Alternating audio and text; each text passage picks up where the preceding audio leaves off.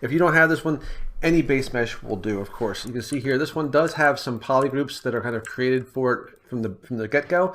I didn't make these polygroups, but I do use them as a way of just kind of separating the faces into the parts that I'm going to be kind of like sculpting separately. So whether or not you have this base mesh or one similar to it, the one thing you might need to do is just kind of take the base mesh that you have and just use your selection tools to make them different polygroups so that we can separate the parts together. But aside from that, any base mesh will do. Okay, so hopefully that makes sense. Let's get started on working on our Wolverine. The very first thing I want to do, I'm going to come here to my little poly frame so I can see what's going on here. You can see there's lots of different colors here. We're going to use that to our advantage eventually. But what I want to do is I want to split off right away the eyes because they're actually part of the head right now. And these different colors are called polygroups, and you can isolate them by using your selection tool, which is activated by holding down Control and Shift at the same time. So Control, you know, is your mask, Shift is your smooth, Control and Shift is your selection tool. Now I'm going to hold down Control and Shift and tap on the eyes, and it's going to isolate the eyes. Okay, if I Control Shift tap on the eyes a second time, it'll now hide those eyes and leave behind the actual body. So the eyes are hidden. And now I can come down here and just choose Split Hidden, and now in my subtool palette I have the body and the eyes, and I'm ready to go. And what I'm going to do basically in this video is just set up my scene, because I can actually kind of determine exactly what parts I want to separate, because you can see by his outfit here there's some really cool ways we can kind of keep these things separate and not get bogged down. So the first thing I want to do, you can see here the sleeve, such as it is, pretty much just covers the shoulder. So basically I'm going to isolate and separate the arm. So hold down Control and Shift again and tap on the purple bicep, Control Shift tap on it a second time, and now whatever I Control Shift tap on will hide. Now there's a lot of different groups here. I don't want to Control Shift tap on a million of them. So I want to hold down Control and Shift and also Alt. All three buttons. Alt is the opposite. So if I hold down Control and Shift and then hold down Alt, if I just tap and drag a square, you see it's going to drag out this red square. It's going to hide those hands. And now I'm going to come over down here and hit Split Hidden. Now we have the arm set up. I'm going to do the same thing with the legs. You see he's wearing this pair of shorts and the legs are kind of separate. So I'm going to hold down Control and Shift and tap on the pelvis.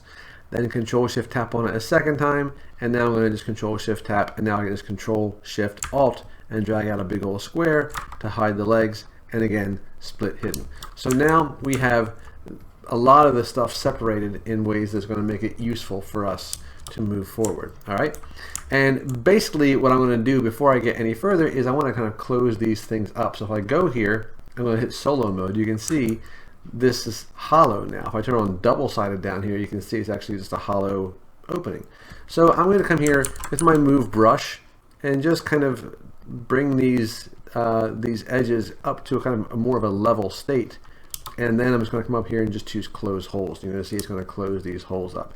It's kind of an ugly triangle thing, but we're not really going to see that anyway. It's going to be tucked into the body. Let's go here to the torso. You can see here we have a bunch of situations here where we have to kind of close these things up. So once again, close holes, and there we go. And let's go to the legs, and you can do the same thing here. I'm going to show on double sided so you can see what's going on, and I'll just hit close holes, and that will be closed up for us as well. Okay, so that's a nice starting point here. All right, we have ourselves basically blocked out in terms of the overall pieces. I'm just going to come over here and change my material to Zebra Paint, and I'm just going to start throwing on some basic color tones that are going to work for me here. So again, just to kind of get us a head start so we can start seeing this character in terms of how he's going to look. I'm going to grab the arms here, fill that object. I'm going to go to the face right now and just fill that for now. And let's go to the legs, and you can see here his legs have this kind of this yellowish color. So I'm going to grab that yellow tone. I'm going to fill, and if I go here to polyframe, you can see again I can just Control Shift click on the legs, Control Shift click a second time and hide them. I'm going to hide the 2 feet. Now if I Control Shift click and drag, I can inverse my visibility, and now I'm going to choose a brown and fill that, and I can just Control Shift tap to bring everything back. I'll go back to the torso here. I'm going to throw some yellow on there. If I go here to polyframe, you can see I can, if I want, Control Shift click on the shoulders, switch my color back to that brown and fill that. Again, just to kind of get myself started, I can go back to the legs, Control Shift click on the pelvis, right there, right, and fill that with brown. again, just to kind of get me an idea, right? So here's the face. If I hit Shift F to take a look at the face here, I'm just going to really quickly Control Shift click on that part. I'm going to Control Shift click on it again to hide it and hide the lips. This part here is going to be largely yellow, but that's fine. Now I'll just Control Shift click and drag to inverse this, hover over the skin to sample that with the C key, fill that, okay, and then bring that back. And then the eyes, of course, I'm just going to go with white. But at least now we can kind of start getting a feel for what's going on. I can even go to the arms here, hit Shift F, and you can see here I can just Control Shift click on the upper arms here, then Control Shift click on it a second time to hide it, hover over that brown, hit C to sample it, fill object, right? So now, again, I'm just kind of like, I want to kind of start getting a feel for how this guy's going to look.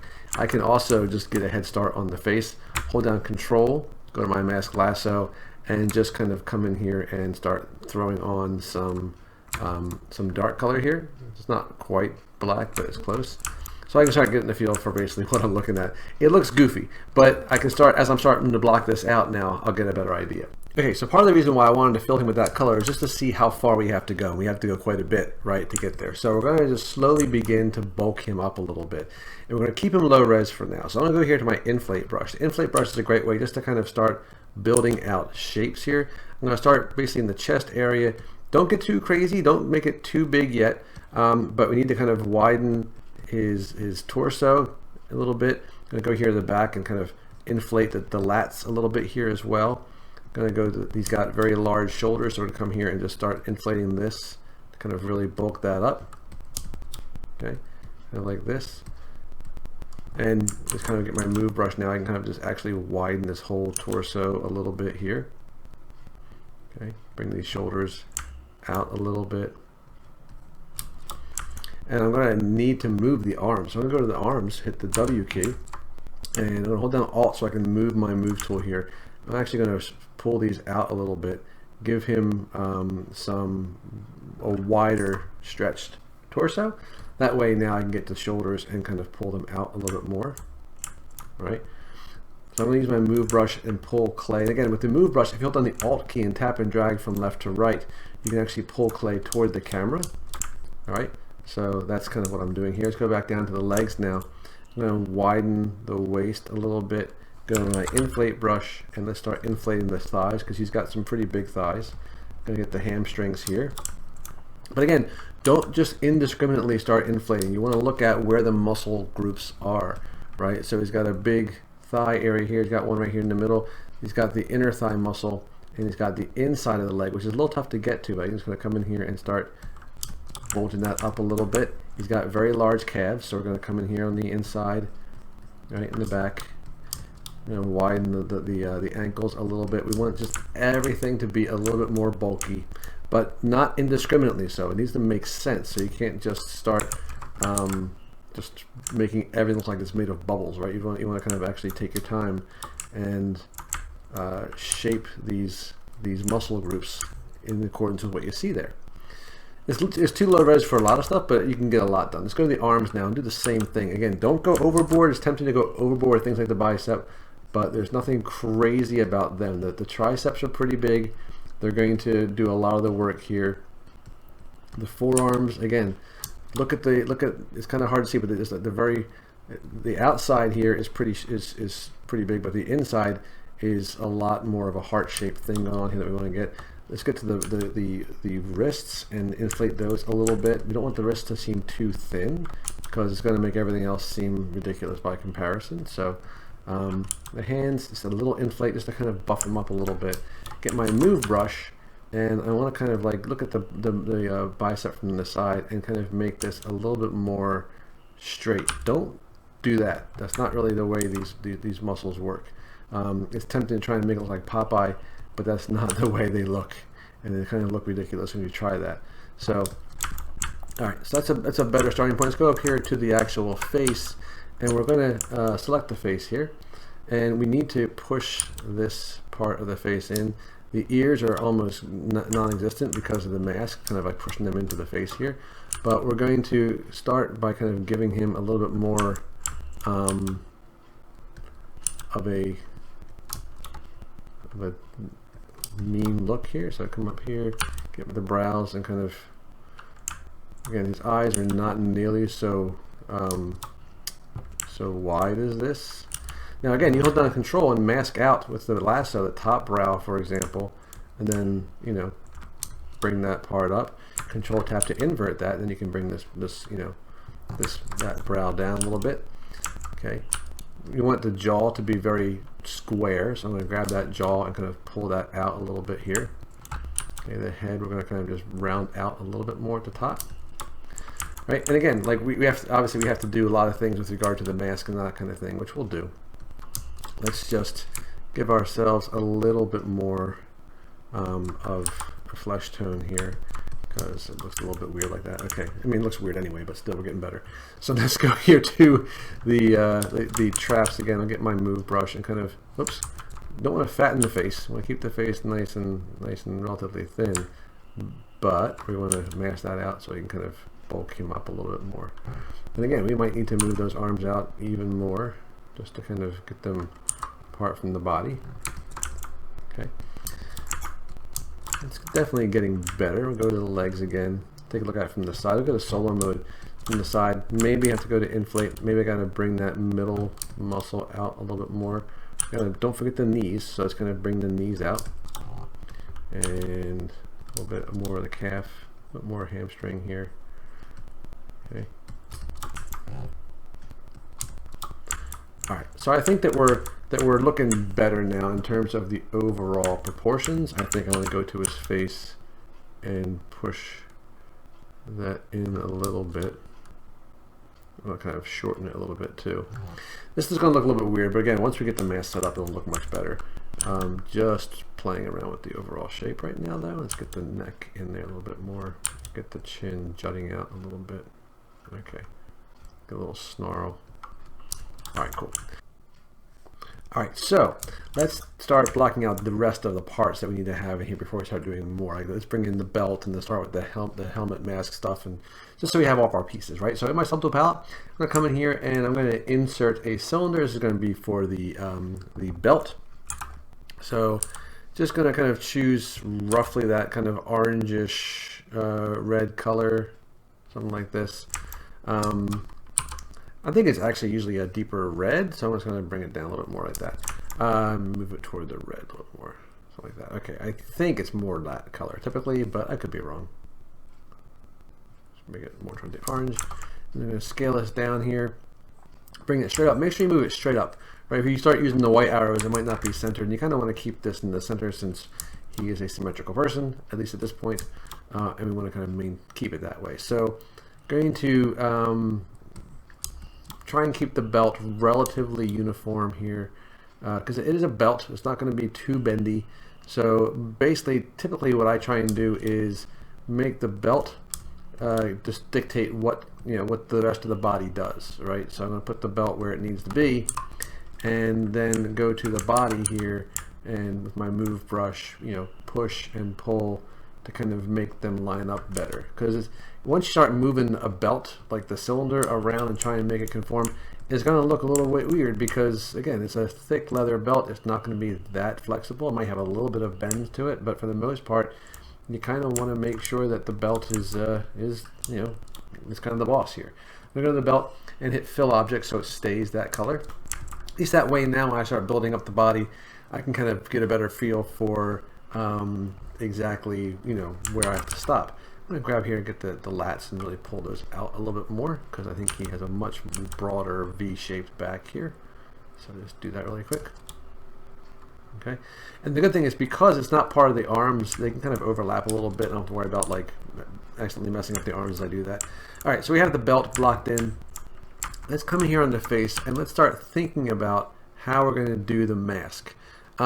Just because, again, it's better to get a feel for the overall silhouette when everything's there, right? So the way this this mask part is, it's kind of like a little wing that comes off the face, right? So let's take a look at that. I'm going to go to polyframe and look at this this face here. And what I want to do is I actually want to kind of make something that kind of conforms to the face and actually incorporates the face part because it does go right over his eyes, right? So let's duplicate this this torso. I'm going to go to solo mode, and I'm going to isolate the parts that I want. So I'm going to hold down Control and Shift and click on the head part. I'm going to Control Shift, click on it a second time to hide it and bring in the eyes. All right, and yeah, it should be pretty good. So I'm going to Control Shift, click and drag now. That'll inverse the visibility. And now I can come up here and just hit Delete Hidden, because this is all going to be about the eye part. Obviously, it comes up here and around the side, so I don't need some things. So I have to kind of start hiding the things I don't want. And I'm going to do that by using the selection tools, the same thing we've been using, that Control and Shift. But I'm going to change this from the select rectangle to a selection lasso. So hold down Control and Shift and click on the selection rectangle button and choose lasso. Now I'll go here straight from the side, and I want to hide the stuff I know I do not want. So I'm going to hold down Control and Shift and Alt, all three modifying keys. I'm going to come in here and just get rid of everything below the light purple thing right there, like this. Okay. Now I might want some of these back, so if I Control Shift click and drag out here in space, it'll inverse the visibility. And if I kind of hide these, it'll send them back to the others, right? So Control Shift click and drag again, and now I just have this. Okay, I'm going to hit Delete Hidden. Now I'm going to start getting rid of more. I'm going to hold down Control Shift and Alt. I'm going to hide this part here from the front. I can hold down Control Shift and Alt, and I can kind of pretty much get rid of this stuff right here. Okay, and I'm going to go from the side view here and get rid of all this. So this is what I'm keeping right here. It looks ridiculous, I know. Let's hit Delete Hidden. Now I also want to get rid of the actual eye sockets, because obviously he needs to be able to see through this. So I have to kind of get my camera angle in a good angle here. Hold down Control Shift and Alt, and I want to make sure I just get rid of those little guys right there. Okay, that's what I want to get rid of. Now I'm going to go up here and hit Delete Hidden. And again, this kind of comes, I think it kind of comes across the face. So I'm going to grab these little points and just pull them down so that they are kind of more straight across here, like this. So what I want to do now is I want to clean this up a little bit, obviously, right? So I'm going to hold down Control and get my mask lasso here. I'm going to mask out the eye openings, okay? And I want to come here and I want to go here and hold down Control, mask out that little area right there. That's it. All right. So now I'm going to come down here and choose Polish by Features. I'm just going to polish and clean up everything but the areas that I masked out, so that they're not going to get messed up. Okay. I can lightly smooth this if I want to, just kind of clean it up a little bit. But you can see by doing that, let's just fill this here, I can kind of get that shape roughed in. Okay, so we start with this mask here. I have to do a little bit of shaping and adjustments here, because I want to make sure that I get rid of this stuff right here, because it kind of comes down, I think, into almost two parts, right? So we're going to kind of get rid of that, probably this whole little guy right here. So we're just continuing with the mask here, but I want to make sure I have enough here. So let's go ahead and Delete Hidden again. I want to make sure I mask out that little point. I want to make sure I mask out the eye sockets here. I don't want to have them get too messed up. Then polish this again, and the more you polish, the more it'll kind of smooth it out. But again, depending on what you're going for here, that's kind of a mixed blessing. So something like that is fine. I'm going to clear this mask. Now obviously what I need to do is make this kind of bow out more. So I'm going to go to my Move tool, hold down Alt, and I'm going to move this so that it's kind of more in line with the the mask here. You can see here it's way out of whack. I'm going to hit F to kind of frame up my little guy here, and you can see here if I look at it from the front, it's way the heck down here. So let's make sure it's where it needs to be. So I'm going to hold down the Alt key and kind of put it where it needs to be now, and then go to my gear. I'm going to try and use my bend curve. I'm going to give myself 3 little dots here so I can kind of grab this and essentially get out of solo mode now so I can see what I'm doing, and essentially get myself started with the shape. Okay, and the problem with that is it's messing up the eye socket, so can't do it that way. I'm going to mask out the eye socket and then just get my move brush nice and big and just do it the old-fashioned way. Sometimes, you know, you try and get too fancy, and it works better if you just you know, just earn it. So from the top here, I can kind of push this in. Use my move tool, maybe hold down Alt and move it a little bit so it kind of goes back this way. Clean my mask. Bring this out a little bit, and I can adjust this. Again, we're not stuck with whatever we're given here. We can always just adjust this. It's still just clay, so I can kind of pull this out. I can kind of mask out this little outer edge here, and then smooth it a little bit. This gets a little bit wonky in here, so we have to kind of, you know, fix it. Get in there and kind of do the dirty work and fix that around a little bit. Okay. Let's make sure that this comes in to right about there. Now we're going to remesh this, obviously. Whenever you do polish by features, it always does it always does a number on the topology. So, but all I'm doing here really is looking at the overall shape and making sure I'm okay with it. Okay, so here maybe I'll kind of move this down a little bit, move this in. I'm going to mask out this outer part and then just grab my move brush and pull it like this. Trying to unmask this area so I can move it. There you go. Okay. So I just want this to look a little better from different perspectives here. I'm going to mask out the bottom point, the top point, the eye sockets, then do another polish, and that's going to kind of really clean that up a little bit. Okay, that's way better. Now I'm going to come here and hit Z remesh with same, and then hopefully we'll get a decent look. Sometimes you don't. So what I'm going to do instead is I'm going to come up here to geometry, and I'm going to turn off this smooth modifier and then hit divide. What it's going to do is it's going to divide it but not smooth it out. So now if I hit delete lower, you're going to see I've gotten a little bit more here. And now let's see if this does any better if I Z remesh. And it does a lot better. It just remeshes it and it kind of retains the shape a little bit more faithfully. It still gets a little bit weird here, so I'm going to just remesh it a second time. Sometimes the second time you remesh it, it gets a little bit better, and you can see there how it's definitely a lot nicer. Got some weirdness here where it's not even connected anymore. So let's see if I can undo back and figure out. See, it wasn't connected there either. So so we gotta do something about that. So I have to undo back, unfortunately, and divide, delete lower. Remesh that same, and this time it keeps it. Sometimes you have to just you have to give it a few tries, and it works okay sometimes, but you never know. See, sometimes we lose it, sometimes you don't. I'm going to turn on detect edges. Over here in my geometry tab, you can open this up, and if you hit detect edges, it might do a better job. It might not. You just never know. So I'm just going to keep trying, but I think it's okay. It's just I just don't like the way it looks, but I guess I shouldn't worry too much about that. Alright, so now I have this, and I want to make this thick. Right now it's paper thin. So let's first here just do a quick polish by features. I'm going to mask off the edge here, mask off this point, do a quick polish by features to kind of clean it up a little bit. Actually, I want to make sure that this little part here is nice and pointy as well. So I'm going to go to solo mode. I'm going to mask out this little point and then do another polish by features, clean my mask, and then I'm going to turn off the edge. I'm just going to try this one more time. Just again, every once in a while, you just can't really predict what it's going to do, but that feels better. All right. So anyway, there we go. You can see here it's a little off.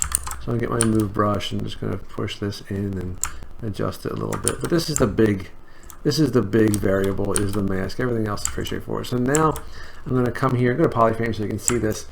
And I'm going to go over here to dynamic subdivision and open this up. So this is in geometry. I'm going to go to dynamic subdivision, and if I turn on dynamic, it's going to make it look smooth, and I don't really want that. What's happening when you turn this on, it's showing you what it will look like if you subdivide it 2 times. And when you subdivide it, it gives you that little smooth modifier. So I'm going to turn this subdivision level down to 0. So hitting dynamic right now is doing nothing. What I want to do when I turn on dynamic is give it some thickness. So I'm going to give my thickness slider and crank it up a little bit. Now if I turn dynamic on and off, you can see it's giving it thickness or not. So I want to keep that thickness, right? Maybe I'll give it even a little bit more just to kind of, there you go. Now if I want to keep that, just hit apply. So now it's actually there. I can hit fill object so it stays that color. And so now I actually have this stuff on my model. Okay, it's actually part of the guy, and I can just come in here, get my move tool here, and maybe I was going to kind of like push this into the face a little bit more. And you know, I can of course adjust the shape and adjust the overall look of it at any time. I'm going to go to the head now, and so I'm not confused by what I'm seeing. I'm going to Control Shift click on the top of the head here. I'm going to mask out what's below it, and I'm going to sample that yellow and throw it on there, so I'm not confused by what I'm seeing. That way I can see whether the head's poking through, and I can just hold down, I can just shift I can just smooth the head down a little bit. But now we have the mask parts, the dark mask parts of the model here on there, and any part of the head that's poking through, we're just going to, you know, push it back, right? We have to do more. We have to make more of a helmet, but this is the part that was probably the most tricky. So now that we have that part kind of blocked in and ready to go, we can of course come in here and do any number of changes to it to make it feel, you know, more extreme or whatever. But I think it's fine like this, so we're going to just keep moving. Alright, so I think it makes sense to start really working on some of the anatomy here, because he's just kind of a big blocky dude right now, and I want to start mostly on the torso and see what we can do. So I'm going to subdivide his torso just once at this point, and for now I'm going to turn the paint off just so I can see what I'm doing a little bit more easily. And I want to kind of start thinking about where the muscle groups are going to be. So I'm going to be using obviously that picture as my guide. So I'm going to use my damp standard brush really quickly just to kind of rough in the lines. You want to see like where the muscles overlap. The shoulder muscles are overlapping the chest here, right? We have this clavicle area, right, that kind of like sets in here.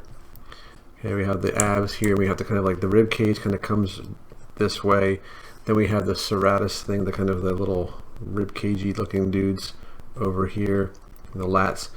Okay, and then on the back, okay, even though you don't see that back in that picture, that picture that we have as a guide, it's you know, it gives us a back view as well. So you want to kind of start thinking about the overall muscle groups there as well. So it's kind of coming a little bit of a V shape there, and then kind of coming around this way and bring the shoulders up a little bit. So the more you start kind of like blocking in these types of shapes, at least for me, the easier it gets to kind of to start shaping them a little bit more. Okay, so even though we're at a very low resolution here, I'm going to go my inflate brush and just kind of now that I've kind of put those lines here, I can kind of start to build up with the inflate brush a little bit more keenly what, you know, where these muscle groups are going to be. So I'm just going to, like, instead of just going randomly, I'm going to put them where, you know, where it makes the most sense, right?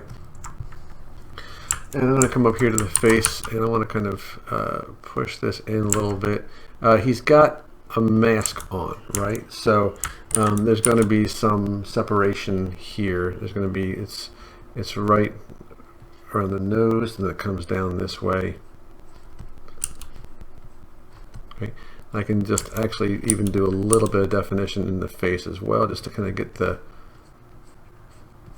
you know, that looking like it's got something going on here. I'm going to go to my clay build-up brush and just kind of build up some of the folds underneath the lip here.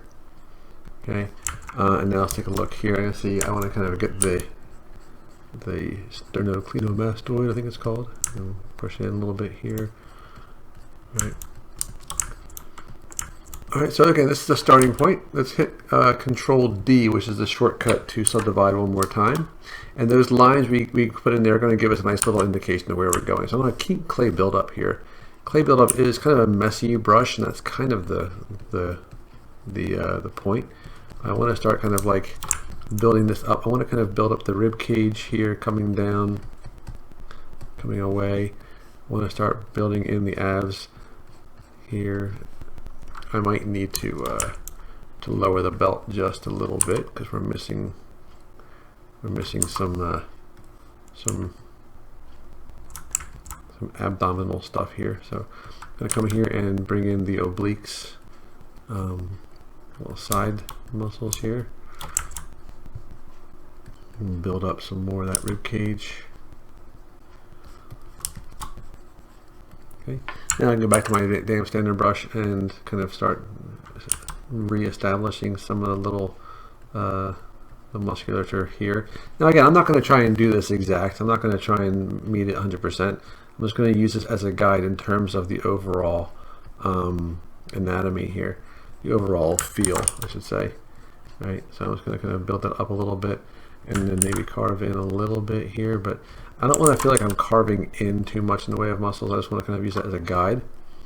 Okay. Oh, geez. I was using clay buildup. Clay buildup here. Let's bring that out. Bring out some of this muscle here. And again, clay buildup is really cool. It's kind of, it builds up nicely, as the name implies, and it's a little bit like rough. And again, it feels a little more like muscle fibers. So I'm gonna come in here and dig in a little bit here to kind of establish the muscle separation here, if I can.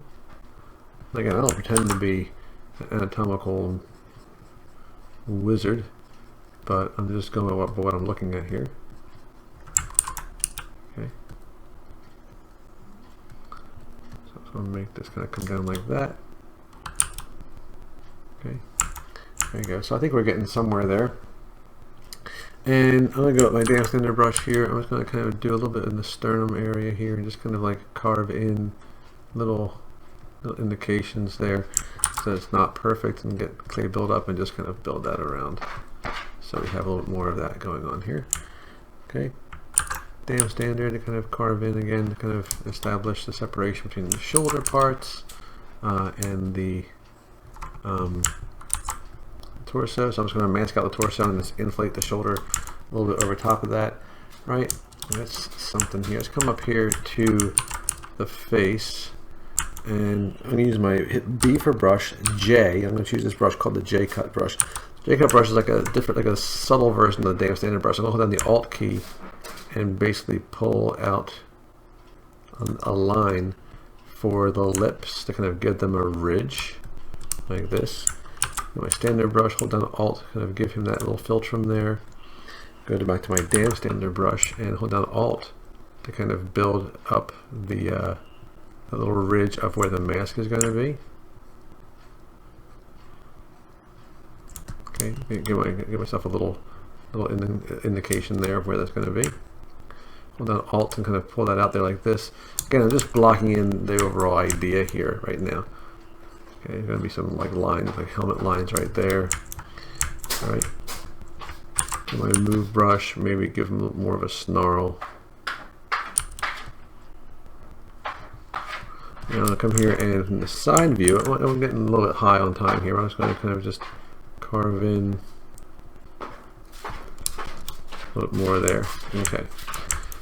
That's cool. I'll bring the color back just so you can kind of see where we are with this, and we're getting along. So I'm going to kind of stop this here.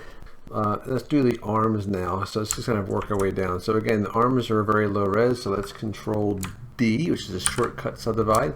And when you do that, again, they get a little bit smaller because they smooth out a little bit. So we're going to just start a little bit here. I get my damp standard brush again and just start kind of establishing the separations between the bicep here. There's actually a little muscle in between the two here, the bicep and the tricep. Let's go to solo mode here. I'm going to kind of come in here, and bicep is very much like a horseshoe shape here, so it kind of comes in and then out.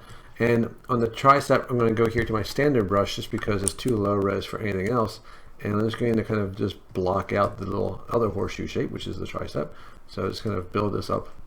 I said the bicep is a horseshoe shape too because it kind of comes down like a U in my mind anyway.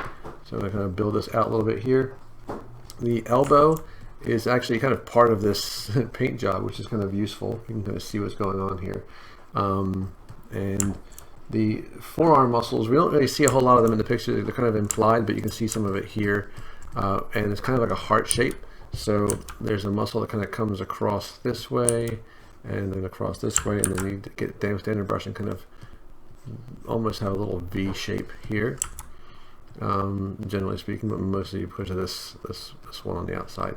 I'm going to do a little bit of a cut in here and go standard brush and kind of pull out some clay there just to kind of block this in. We're going to not worry too much about the fingers because he's probably going to have his hands in fists anyway. So whatever we do to the fingers it's probably going to get a little bit lost in the fist anyway. I'm going to just use my inflate brush just to kind of round this out a touch.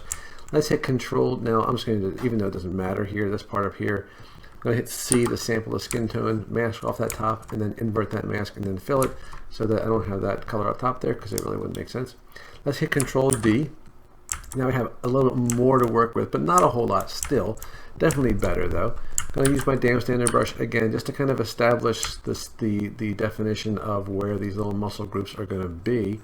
And then I can kind of come in there after the fact and inflate or build up around them, right? So just kind of giving myself kind of a visual clue as to where these parts are going to be here, something like that. All right, and then I'll again just come in here with my inflate brush and just kind of build up in between those carvings I just did, okay, something like this. We're still very low res, only 22,000 points, so it's not going to be a whole lot of visible stuff. I'm going to turn my floor off, and you can see here I want to kind of like have the muscles to kind of come back through here around.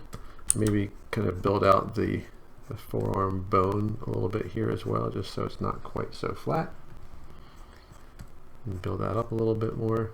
Okay, so there we go. Let's hit Control D again. So now we have more points. I'm gonna use a different brush instead of clay build up. I'm gonna hit B for brush and then C, and then you're gonna see there's a brush just called clay.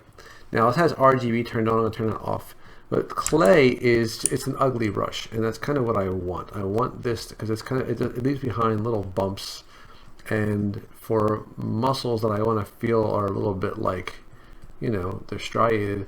I kind of want that, and I sometimes I use this clay brush for stuff like that just to kind of get so it doesn't seem too clean. I just want to kind of take advantage of the fact that this brush leaves behind some irregularities and you know, work that way. So it's going to come and use this brush. You don't need to, of course. You can use whatever brush works for you, but I'm going to use the clay brush. I just like the fact, like I said, sometimes it just feels like it's a little imperfect, and it's kind of useful for overlapping muscles where you kind of want it to feel a little bit like, you know, not everything is perfectly smooth and clean. Go back to my damn standard brush and just kind of again reestablish some of these definition elements here. Then you can go back to regular old clay build-up as well. So just going back and forth between the brushes to kind of establish the different muscles here. A little smooth here and there is not a bad idea, just to kind of remove some of the obvious brush strokes. Okay, I'm going to, now again, in the picture he's got a little bit like of a stylized look. If I hit B and then J and go to my J cut brush, I can hold down the Alt key and kind of like bring in like a line like right here, which kind of like gives us this like hard edge. Just kind of like a little bit of a stylization that it seems like they have there. They kind of have like these, some of these lines have a little bit more of a, I'm going to fill this with this color here so I can see what I'm doing. But I can kind of build in the forearm muscles here a little bit more. It's easier to do when I can see what I'm doing. Kind of build this up here a little bit. Damn standard to kind of carve in the separations a touch. Right. Going to use my clay builder brush with Alt to kind of push in just a tiny bit, just to kind of knock that forearm bone back. But you can see it's starting to look kind of rough here and kind of bulky, which is kind of what we're going for. I'm going to inflate this area up a little bit more right on the inside.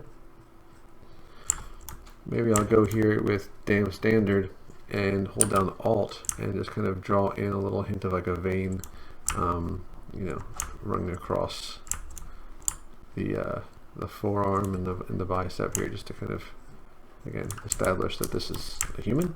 Again, I'm ignoring the hands right now, totally ignoring the hands, and that's okay. I just want to kind of get a feel for that. And now I'm just going to go hit to P and then B, I'm sorry, and then P, choose my paintbrush. I'm going to go to a slightly darker, more orangish color and choose an alpha of fuzzy, tone down my RGB intensity and turn off lazy mouse. I'm just going to come in here and just start kind of throwing in some darker tones, basically painting in the shadows, just to kind of give myself, again, a clearer indication of where the definition is. So sometimes this is a cool way to cheat a little bit, just kind of like paint in where the recessed areas would be, right? Just kind of get yourself some free definition that way. If you need to get the actual color back, of course, just hover over the part that you didn't paint, hit C to sample that, and you can kind of knock that back a little bit. Okay, just wanted to kind of get a little bit of that in there, like so. Okay, come up here to render, and under preview AO, turn on occlusion. You see how it kind of like goes in there and darkens all the shadowy areas. I'm going to turn down the intensity a little bit, and maybe the radius a little bit too, but it just kind of gives you some clearer definition, which is cool. There's a little way to cheat again. So let's go back here and just pull the arm up so it kind of fits in there. Okay, there we go. So we worked on the arms. We got them blocked out a little bit as well. He's going to be wearing gloves, obviously, so we can kind of just mask that part out, invert it, and throw that dark color in there again. And now we're getting on our way. All right, so we did the torso and the arms. These, our first pass at them. Now we're going to do the same thing with the legs here. So I'm going to go here, and I want to kind of like go to my move tool. I'm going to mask out the pelvis here, and just go to my move tool. Maybe just spread them out a little bit like that. Rotate them in a little bit like that. Okay. So just like with the other thing, I'm going to solo mode. I hit Control D to give myself a little bit more points here, and just like before, I'm going to go here. I'm going to actually turn off hide my paint by hitting my little paint bucket there, paintbrush I should say. And again, I want to kind of like just give myself an indication of where the major muscle groups of the leg are. And it's kind of like feels like a teardrop shaped muscle on the inner thigh. Then it kind of comes up like this. You have like this little V-shaped one right here that kind of comes into the groin. Then we have this other one that kind of the big outer thigh muscle here that kind of comes up like that, right? At least that's how I can see it right now anyway, and that's what seems to be the case. And we kind of have this come around the back here. We have the hamstring. On the inner leg, there's a muscle that kind of comes down this way. Okay, so just blocking in those shapes, and again, the shin. He's going to have boots, but we have the shin bone here, and again we have the kind of the double calf muscle here in the back, like that. Okay, again, just giving ourselves a head start with this. The knee is something that kind of like I'll hold down Alt and I'm going to pull this out here, and then just push in on either side here to kind of get that sticking out like that. All right, this is what I want to start with. Okay, I'm going to come in here and just kind of increase the groin a little bit here, but now I'm going to go to my inflate brush and do the same thing. I'm going to come here and just kind of inflate the areas that I sectioned off, just to kind of like establish their separateness. If that makes any sense, right? Like that. Okay, I'm going to kind of get a little bit more up the top here as well. And now I hit Control D to subdivide one more time.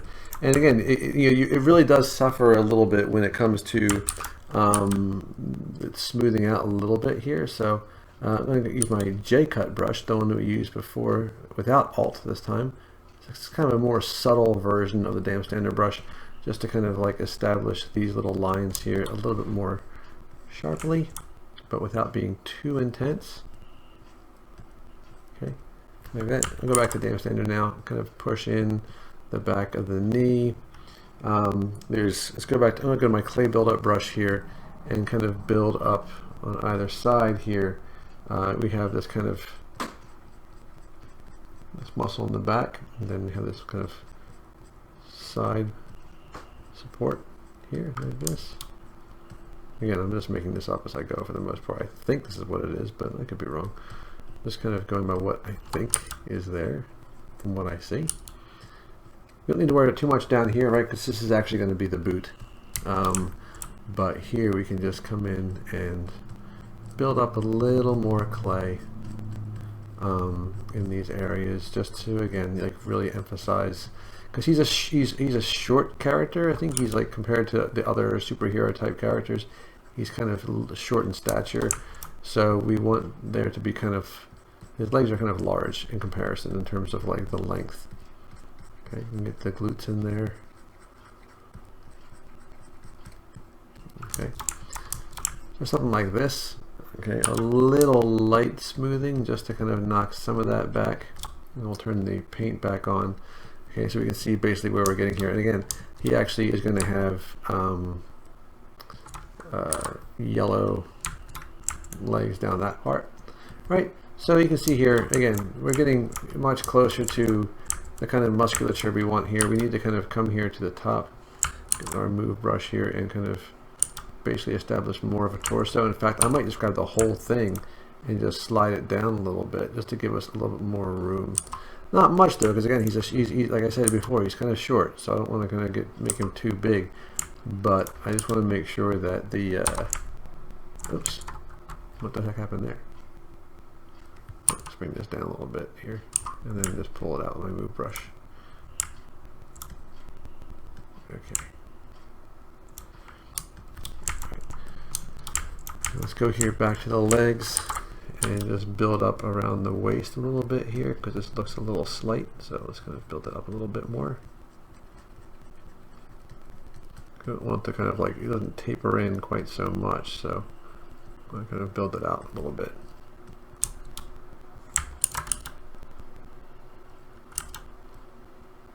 And then we'll just grab the belt and we'll just kind of widen it a little bit here.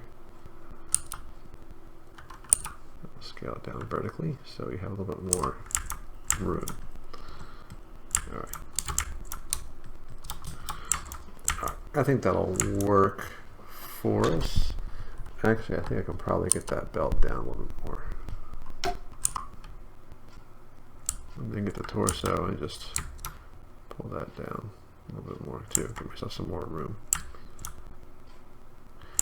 I think part of what's throwing me here on the legs is the paint job. So just want to kind of make sure that stays, that's a little bit more brown there. But I just think we need to widen these a little bit here.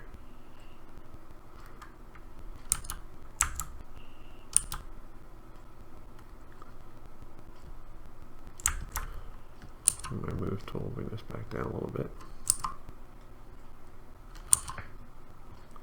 I'll move those legs back up. Okay? I think that I shouldn't have pulled them down. All right, here we go. All right, anyway, that's a fine start.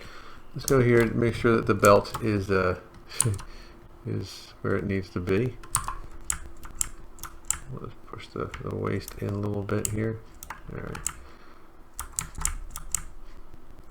All right, so we can live with this for now. I think I'm just gonna pull this back down. All right. Anyway, we've gone through our first pass of all the things, which is good. We now need to start working on building things like the boots, and increasing the detail on the mask and that kind of stuff. So now we're going to start making the boots. Now the boots are basically going to become a variation of the legs themselves. So I'm going to come here into the legs and just duplicate them. So now I have copies. I'm going to go to solo mode here, and I want to go to my geometry tab and go back down to level 1. So I'm looking at the lowest res. I'm going to go to polyframe so I can see the actual faces here. You can see the boot actually is pretty low on the leg. So I'm going to go here to my side view, hold down Control and Shift, and change this to my selection lasso. Now I'm just going to hold down Control, Shift, and Alt so that I can basically remove the parts that I want to keep. So I'm going to go to about maybe like here. Okay, something like that. Now I'm going to Control, Shift, tap, and drag, and that's going to inverse the visibility. And that's all I want. So I'm just going to go up here and hit Delete Hidden. Now before I do, I may as well come over here and just delete my higher subdivision levels, so I don't have to worry about that. And I hit Delete Hidden, because I'm kind of starting from scratch here, right? So I'm going to fill this with just dark color here. And now I'm going to build that boot roughly. And you can see here, again, it's got kind of like a V shape in the front. It's also in the back. So let's come up to here and just tap on here so I can use that as my camera. And basically I'm going to kind of get rid of some of these little guys here as well. So I'm going to look at this from the front, hold down Control and Shift, and I still have my selection lasso. If I hold down Alt again, I'm going to kind of come in here and just remove some of these points. So I'm going to also remove this little face here. Okay, something like that. Okay, now you can get rid of these little ones too. Again, whatever little point you go over, the faces connected to that point will go away. All right. So I think I want to bring this little row back. So if I Control Shift Tap and drag, you can see I can just see the ones I've hidden. And now I want to kind of get my camera in such a way as I can Control Shift and Alt and hide these to send those back. Now if I Control Shift Tap and drag again, now I'm back with this. That's what I want. So I'm going to hit Delete Hidden. What I'm going to do now is kind of clean this up a little bit. So maybe I actually want this to kind of come more to a point on the side. So maybe I want to kind of get rid of some of these here. So I'm going to hold down Control Shift and Alt again and just kind of get rid of, say, these guys here. Maybe this one. So basically I'm going to like taper it like that toward the side. I'm going to try to do the same thing over here. I'm going to hide these two. I'm going to hide these. Something like this. So again, I'm just trying to kind of like give myself the raw materials for a taper, and that's probably okay, kind of like this, right? So I'm just going to get my move brush and just push this down. Okay, so now I'm going to once again delete hidden. So I'm going to choose a point. I'm going to choose this point. I'm going to mask out that little point here. I'm going to mask out that little point here, and I'm also going to mask out this little point and this little point. So I'm going to kind of make them overlap like this. Hold down Control and just mask out those two. Okay, and I'm also just going to mask out the feet. So why am I doing that? Because now if I do a polish, it's going to polish everything but the points that I masked out, right? I'm actually going to mask out a little further down too, so nothing happens to that. So there you go. So now I got to now I have this a little bit more pointed. Now it looks silly, but that's all I want is to get that set up. Now I can get my move brush and just start kind of like widening these a little bit more, right? Okay, I can get out of solo mode so I can see what I'm doing a little bit here. I'm going to kind of just bring this out like this. Now I can probably turn, yeah, I'm gonna keep his original feet as like part of the boots probably, and then just kind of turn this into the little brown parts here. I don't know, we'll see. But I'm just kind of blocking this out right now. You can see here they kind of come way up to basically his knees, so I have to kind of get my move brush and pull this out. It's going to start getting a little bit rough because this is very low res, but that's okay. I'm just getting that started. I do want this to kind of become a lot deeper, so I'm going to hold down, go to solo mode here, and let's look at this from the top. I'm going to hold down Control and change this to my mask lasso. I'm going to lasso out the front half of these boots so that I can just grab the back part and pull that back, right, without having to worry about messing up the front part. And I'll Control Tap to invert my mask so I can pull the front part forward as well.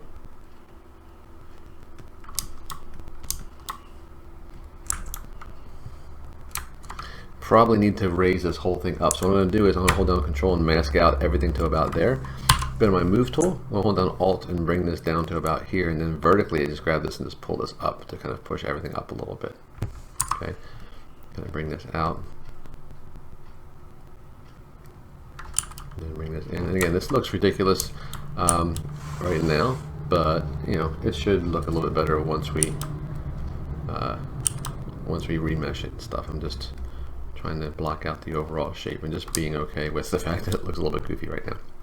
All right, so now if I were to come down here and hit Z remesh with same, we'll see what we get. We might not get something very good at all. Actually, it works out pretty okay.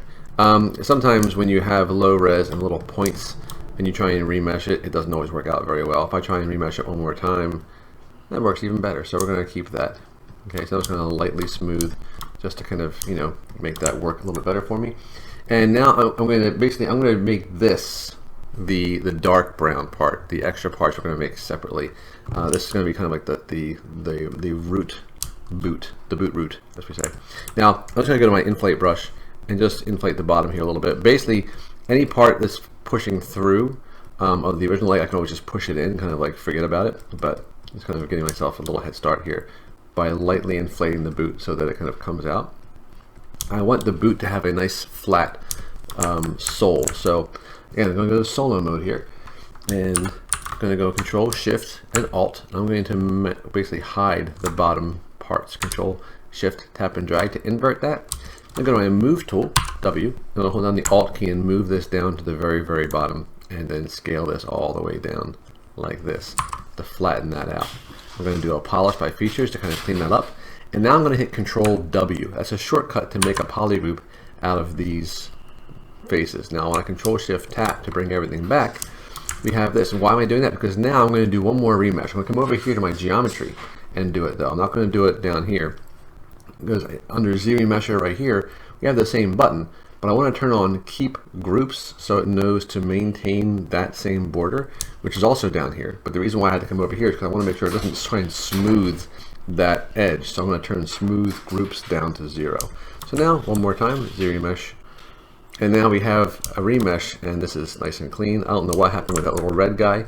So I'm just going to Control Shift click on the purple to isolate this, Control Shift Tap and drag, and I'll just hit Control W to make that their own polygroup, and then I'll Control Shift Tap to bring everything back. Okay, so now that I blocked out the basic shape of the boots, I'm going to actually essentially duplicate these again. I do want the actual dark brown boots to be separate boots, and then these little light brown thing to be kind of a separate part. So I'm going to come over here to my subtool palette and duplicate this. I'm going to isolate this one, and this one's going to be the actual under boot. So I'm going to hit Shift F, go to polyframe here, and I'm just going to come up here, hold down Control Shift and Alt with my selection lasso, and basically just get rid of all the crazy stuff. Like there, hit delete hidden, and now I'm going to mask out the bottom part of the boot, the part that's going to stay the boot. I'll turn off solo mode for a second and also hide the original boots. And now I'm just going to go to my move tool and hold down Alt, hit my little orientation arrow to make it straight. I'm going to hold down Alt and move my tool to the top of that mask here, and I'm just going to scale this up so that it's tall enough to kind of be the boot.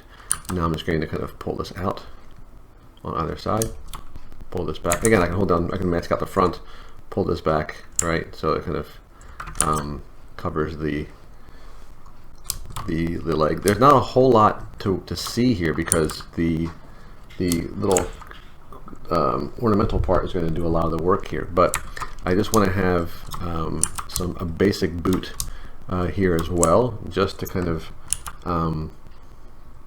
give me something to kind of have underneath of it. So these boots are a little bit ornate and I might not need all of this. I might end up like chopping off part of this, but I just want to have a basic boot underneath here that can serve essentially again as the base. Okay, so again, this is going to probably be a lot shorter than this, but it's going to look silly on its own. But I'm going to come to this one here, this my ornamental one here, and I'm going to fill that with a different brown. You're going to see that I need to kind of figure out where this part goes. So we're going to basically do a couple little parts here. So I'm going to get to my little ornamental part. I'm going to make it a little bit bigger than the boot itself. So I'm going to come down here to deformation and go to inflate and just inflate that a little bit. Maybe not quite so much. That might have been a little too crazy. Something like this. Like that. Okay, now I get my move brush and just pull the rest of this out by holding down the Alt key and tapping and dragging from left to right to kind of pull that toward the camera.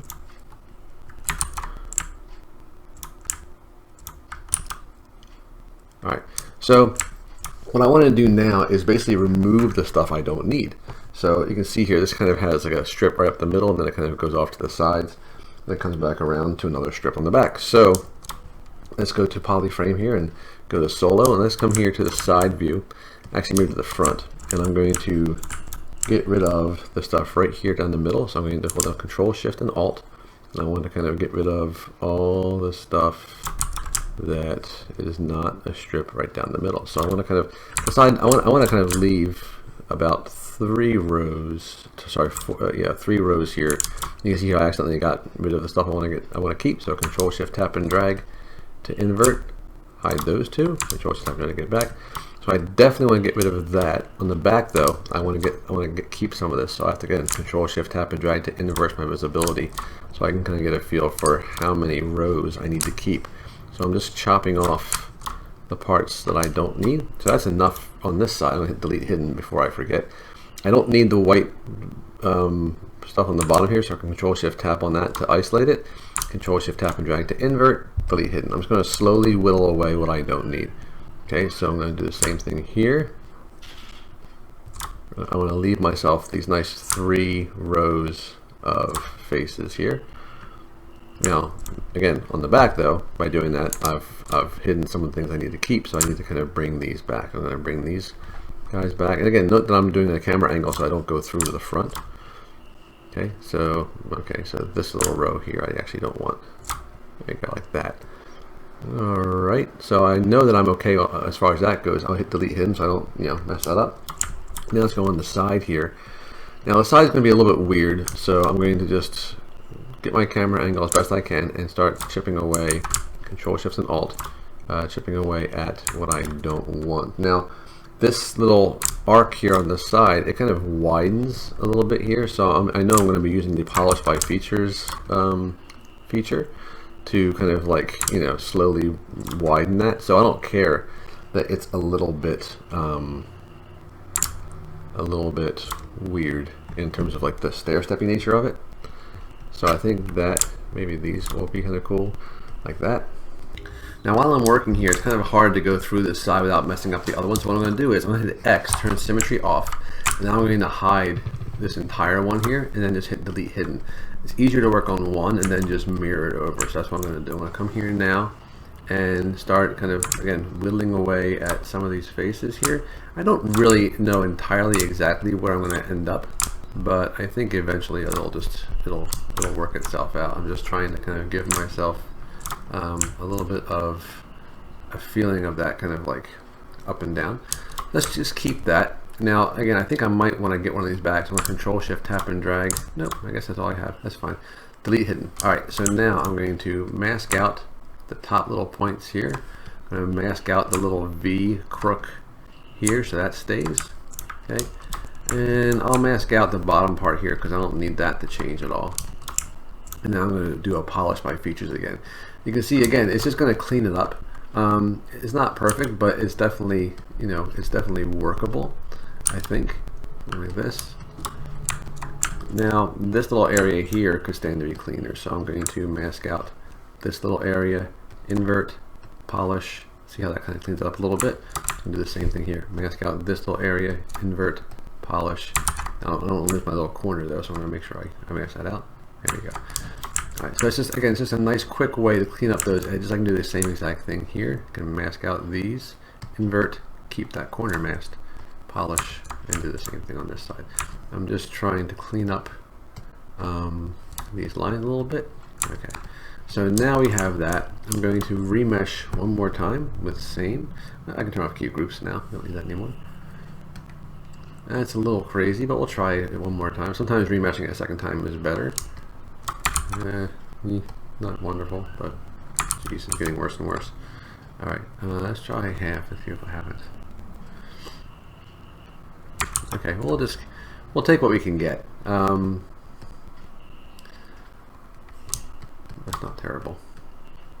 Alright, so now if I get out of here, you can see basically I have this shape which is kind of like following the contours of my boot.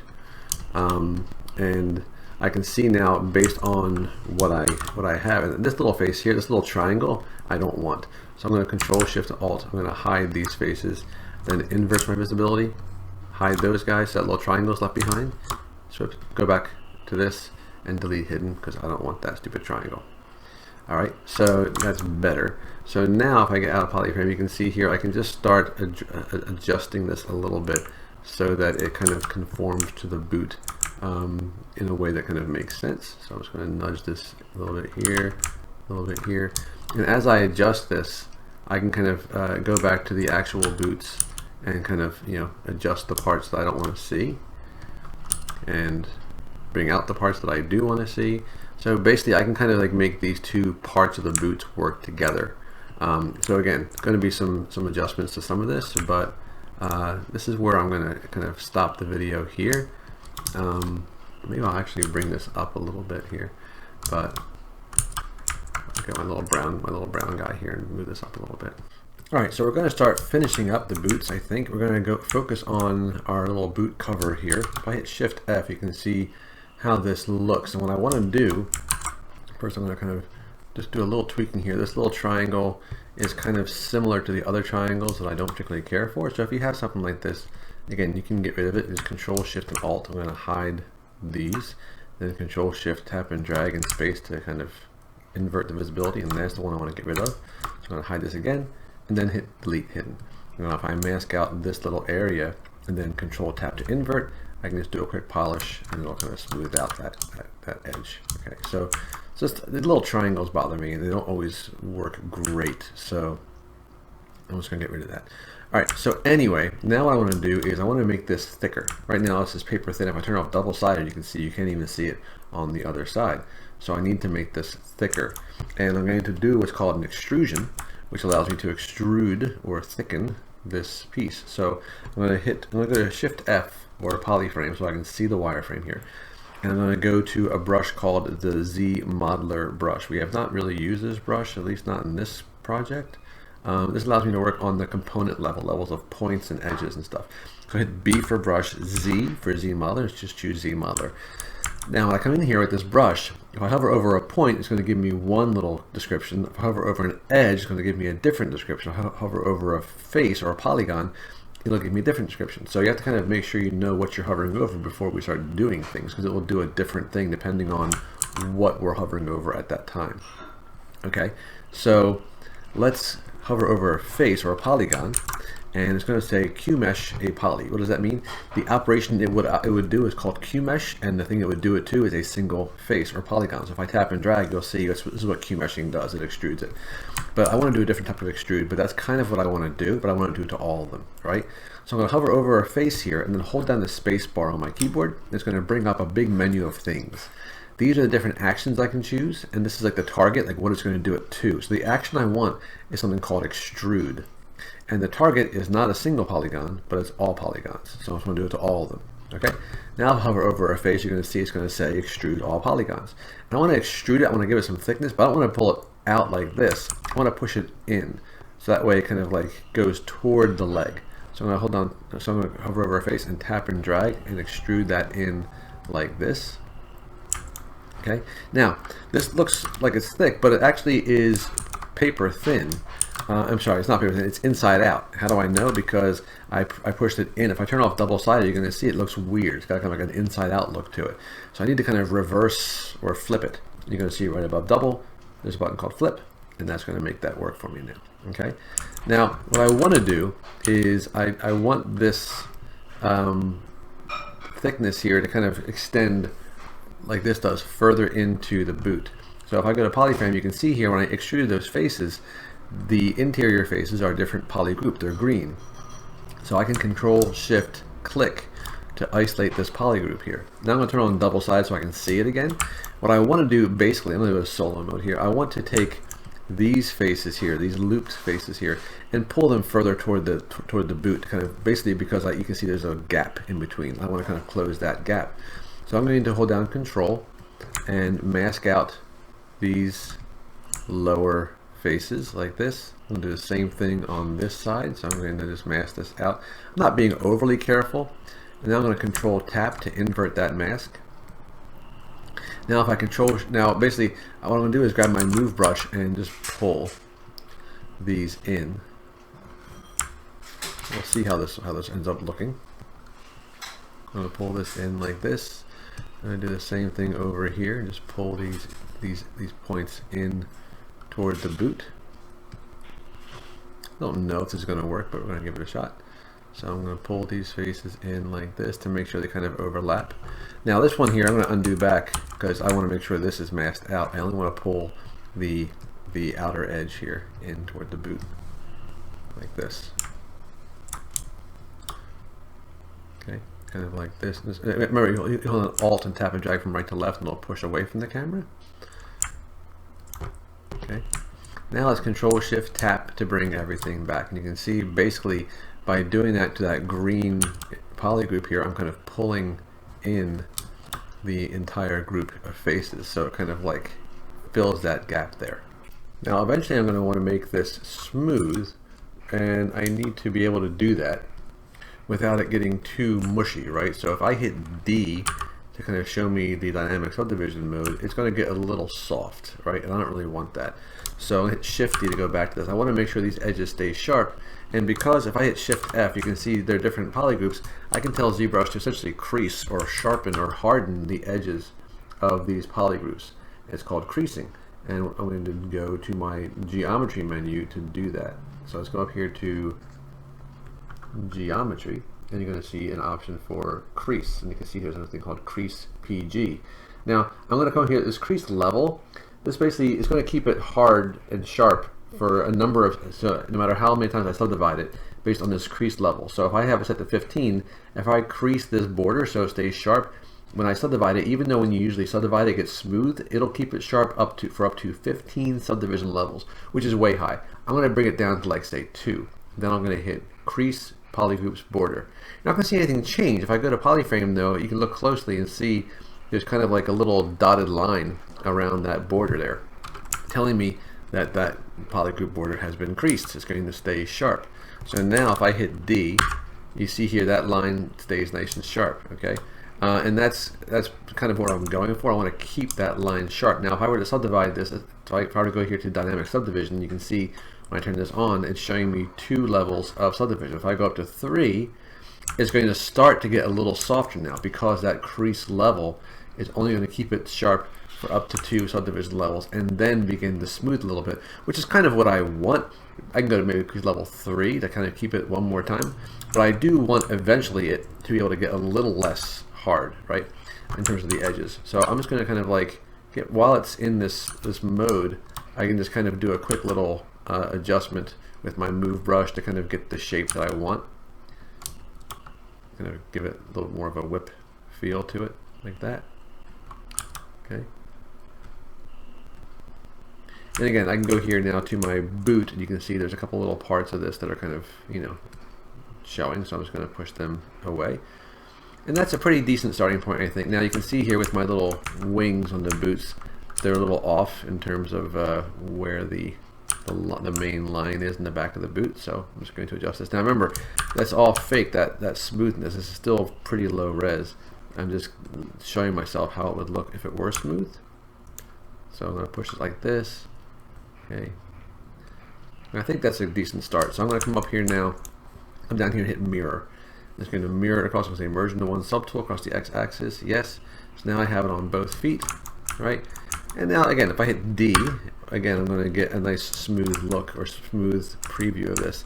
You can see there are some little parts here that I might need to adjust in terms of how it actually kind of looks with that little thickness, but it is easier to do that, I think, when you can see how it's going to look when smooth. So I'm just going to kind of adjust this a little bit. But yeah, now of course, don't forget to put symmetry on. It's really important. So I have to kind of mirror this a little bit and make sure it's all good. Okay, so I'll hit X to make sure symmetry's on. So any changes I make now, I'll make sure they go on both sides. But that's a starting point for the actual boot part. We can actually do lots of cool little details to this as we move forward. But I just want to make sure that was set up. And now I'm going to go back to the actual boot. I know, we're still on the boots, but we're getting closer. I'm going to actually go to the actual boots now, not the boot covers, but the actual boots. And you can see, don't forget, we have this little poly group at the bottom here of the sole. And I'm going to go back to my Z modeler brush, B, and then Z, and then grab my Z modeler. I'm going to hover over one of these faces. You can see here it says extrude all polygons. That's what it was before when I was working on the boot cover, but I want to extrude just this group, the white ones here. So I'm going to hover over a face and hold down spacebar. I'm going to change the target from all polygons to polygroup all. So now if I grab one of these little guys here and just pull, it's going to pull just those down. And now I have basically the sole of the shoe. Okay, that's what I wanted to get. I wanted to get basically a little bit more of an extended sole here. And I'm going to kind of give myself a little bit of like a little indentation around here. So I'm going to hover over this edge. You can see by default it's set to insert edge. So if I tap, it's going to insert an edge. That's not what I want. I'm going to hover over an edge and hold down spacebar. I'm going to change the action to bevel. Now if I hover over this edge and tap and drag, it's going to tap and drag. It's going to make that edge basically into 2 edges. See, it goes all the way around. And now when I hover over a face, extrude polygroup all, you'll note this new row of faces is its own polygroup. I can just tap and push in and kind of get basically the sole of the shoe separate from the rest of the boot, right? So that's a cool little way to do this. Now I want to kind of like make sure that these groups stay nice and sharp. So I'm going to come over here to geometry, just like I did with the boot covers. Go to crease level down to about 3 and then hit crease polygroup border. Now you're going to see those little darker dotted lines there. So now if I hit D, you're going to see that it's smooth, but the polygroup borders stay nice and sharp, which is what I'm going for. Okay, so now we have basically a boot that looks like a boot. I'll hit Shift D to get out of that mode. I just wanted to kind of have that started. And now I'm going to go back really quickly to my boot covers and just pull that down all the way to about there. And now, obviously it's not exactly flat with this. That's no problem. We're going to fix that in a second. I'm just going to grab this and pull all the way down. And now if I go to my side view, I'm going to hold down Control. I'm going to change this to my mask pen, and I'm going to hold down Control and just tap and drag a square right up to the bottom of the shoe, right? So it masks out that area. Control Tap to invert.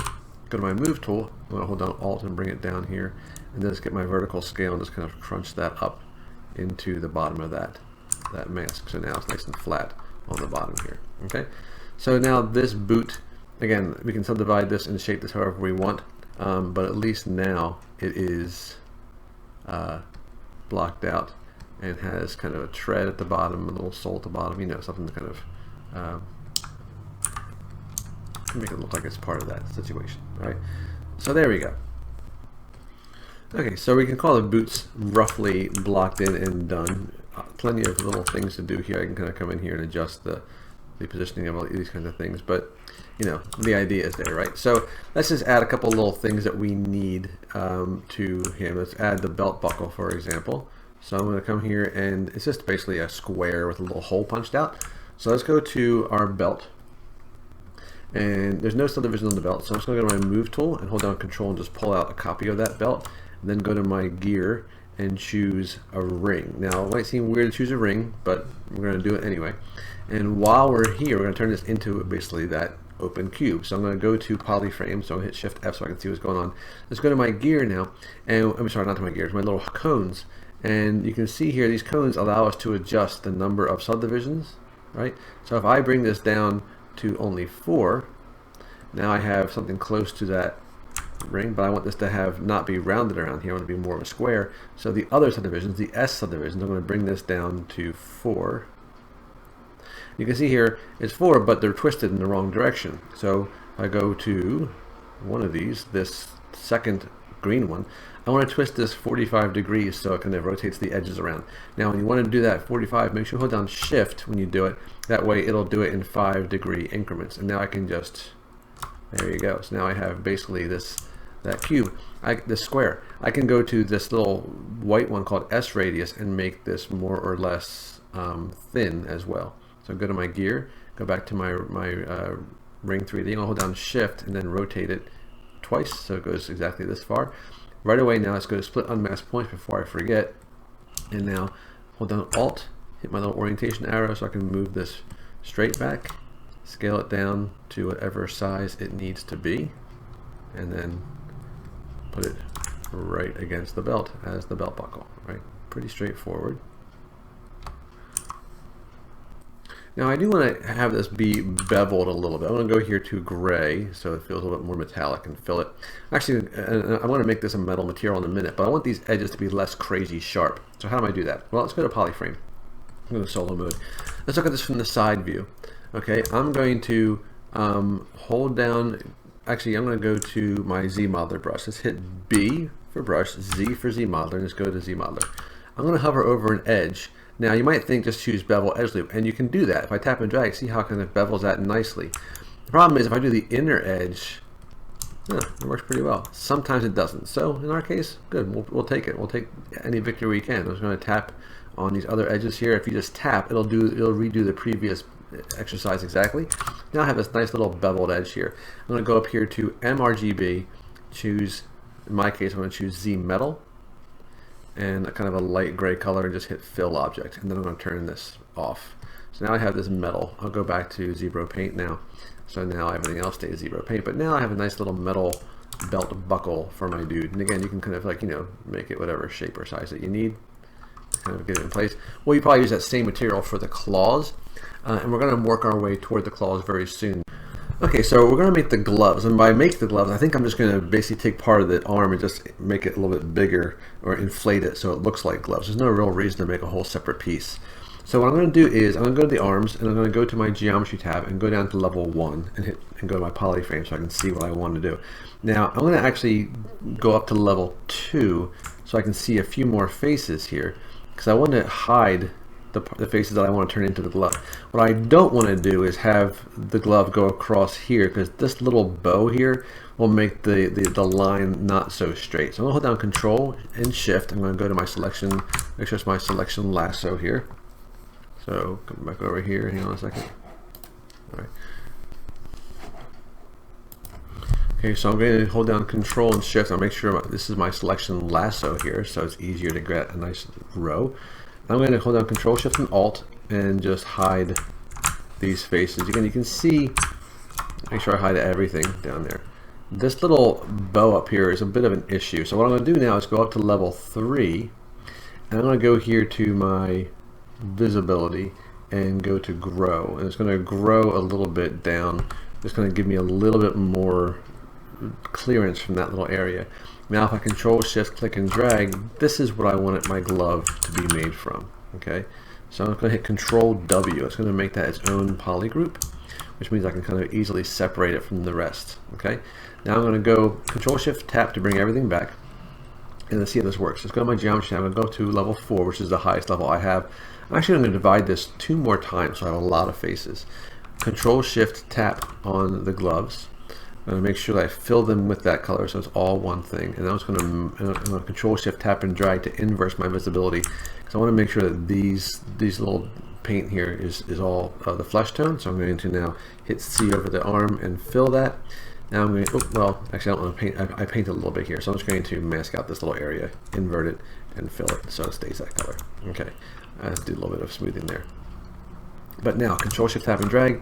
This is my gloves. Make sure I hover over the paint, hit C again to fill that, and now I'm just going to mask it out. So I'm going to hold down Control and just tap. Control tap will invert the mask, but since there is no mask, Control tap, it masks everything. Now if I Control Shift tap to bring everything back, and then Control tap to invert my mask, now I just have this, right? Now I can just get my move brush, or even my inflate brush, but I'm going to use my move brush here and just kind of pull this part out, just to kind of give it a little separation from the actual arm. And again, you can use your inflate brush as well. It's just, I just didn't want to be too puffy, but inflate also works just fine. While I'm there, I'm going to fill it again. Okay, so now I have basically a little ridge now saying this is the glove. And you can see here that those little faces that kind of got pulled out aren't quite painted brown. So I'm going to hold down Control and Shift and tap to isolate this. And this happens sometimes, by the way. I'm going to undo. I'm going to hold down Control and Shift and change this back to my selection rectangle, and then that won't happen. So now I can go down here again to my visibility and grow. I'll just grow once for now, and then fill that. That way now that part is not quite so weird. Okay, Control Shift tap on this little area here. You can see, I just want to get my paintbrush before I forget, sample that darker tone, and just kind of, you know, bring that back because it looked a little like a tan line. Okay, let's grow this again. Hit that color and throw it on there. All right. So I just want to. Sometimes you have to go back and forth, honestly, with the painting. So I'm just going to do that here because it's going to drive me nuts if I don't. Okay. So there we go. Getting there. All right. That's fine. All right. So now we have the glove kind of blocked out, and what I'm going to start doing now is going here with these fingers. And not at a 1.4 million. There's no reason to do that. I'm going to go back down to level 2 or 3, level 3 or 4, I should say. And just, I'm going to go solo mode, turn off my floor so I can see better. And all I'm going to do now, and this is going to be done mostly in between videos, is go with my inflate brush and kind of like start building out the knuckles. Clay buildup is good for this too. Even standard brush is fine. But I want there to be more form to the hands. You can see here how they're very like just a little hot doggy. So I'm gonna get my damp standard brush, kind of carve in little bits here. I'm going to make a fist out of these, so I'm not going to get too concerned about this yet, but I just want to kind of like give myself, so when I bend the fingers, I'm going to give myself a little indication as to where the knuckles are. So I'm going to get my clay build-up brush, for example, and just kind of rough in an indication of where the two knuckles on each finger is. It looks a little goofy, I know, but I'm just roughing in some shape to the hands, because it's really easy when you're starting to kind of like pose a hand to kind of lose sight of where the fingers need to bend from and so forth. So I'm just going to come in here and just start kind of like digging in here. I hit my standard brush with Alt, kind of dig in between to kind of create those little tendon looks, and a light smooth, just to kind of, again, just to kind of give us a little indication now as to where the knuckles are, so that when we pose the hand in the next video, you know, we're not flying blind. Right, so just really rough approximation, but I just wanted to kind of like establish clearly that there are gloves and that there are fingers. Okay, so here's the thing about posing fingers. It's not fun to watch. It's not fun to do. So what I'm going to do is I'm just going to talk about the process, and then I'm just going to stop and do a time lapse, so you can, you know, if you want to watch it, you certainly can, but you can figure it out on your own as to how to do this. First thing you want to do is make sure you go back down to a low subdivision level. Maybe not level 1, but level 2 probably at most. And what I'm going to start doing, I'm going to go to solo mode here as well. What I'm going to start doing is basically masking and rotating, and that's all this is going to do, be over and over and over again. The key though is to make sure you only mask out what you want to move. Now I'm going to try and get to these fingers, but these arms are going to get in the way. So what I'm going to do is hold down Control, Shift, and Alt with my selection lasso here, and just hide the stuff I know I don't need. So this is kind of one of the good things about being able to hide stuff, is that you don't have to worry about stuff being in your way. So here's going to be the process. I'm going to start with the pinky here. I'm going to hold down Control, get my mask lasso. Lasso is good for this.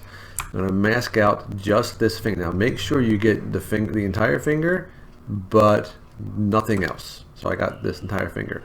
Control tap now to invert this mask and get my move tool, W. If you can't see the move tool, it's okay. Just hold down Alt and tap on the mesh, and it'll appear at that point. Now I'm going to hold down the Alt key so I can kind of reposition this, because I want to move this where the knuckle would bend from. Okay, and then I can swing this in like this. Right now, if I need to, I can kind of cheat and kind of pull it out a little bit, because that's okay. I just want to be able to kind of rotate it like so. Now I'm going to hold down Control and mask out to the next knuckle, and make sure I have a good camera angle straight from the side of the finger. Hold down Alt and move this so that it is now where the next knuckle would bend from. Okay, like this. Take a look from other sides and make sure that it's not on some crazy angle, because it can happen sometimes. Now I'm going to mask out to the second knuckle now, and hold down Alt, bring it here, and rotate it down. And again, if you need to kind of adjust it and move it and like move it around, don't be afraid to cheat. I'm going to clear that mask, and now I'm going to do the same thing. Now it can be tricky with this. You might just need to kind of do a little smoothing to kind of like push them apart, so you can kind of get that mask in there. But you do always want to double check to make sure that you mask out exactly and only what you want to mask out. Because if you rotate something or move something and there's something else unmasked, it can be really bad. So I'm just going to hold down Alt and move this into position. I want to make sure that the angle makes sense, right? So when I rotate, in this case, the blue, I know that I'm getting exactly what I expect, right? And mask out to the second knuckle now, which is probably right around here. It's one of the reasons why I wanted to kind of give myself a visual clue as to where the second knuckle was, because it is kind of easy to lose track as to where you are. I'm going to mask out to this next area here, hold down Alt, bring it up, and then bring that in. Okay, now I'm going to clear my mask, and you can see basically this is where we're going to be. I'm going to get my standard brush and kind of build out the knuckles here that you're going to have standing out when you bend your finger, right? You might need to kind of get your move brush and kind of re-establish the corners of the fingers, because a lot of times when you bend these, it's going to get a little rubbery. So just kind of bring those out, right? And that's the idea. So I'm going to do the same thing with these next three.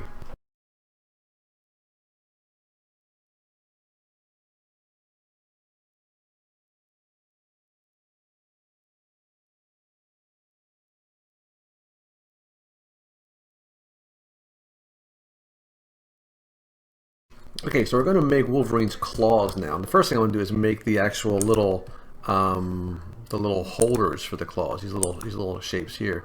And then we're going to, just put the claws in there. So we're going to make them pretty easily. I think we're going to get a sphere. So I'm going to come here to my subtool palette, and I'm just going to insert anything. Doesn't really matter. I'm going to choose a sphere.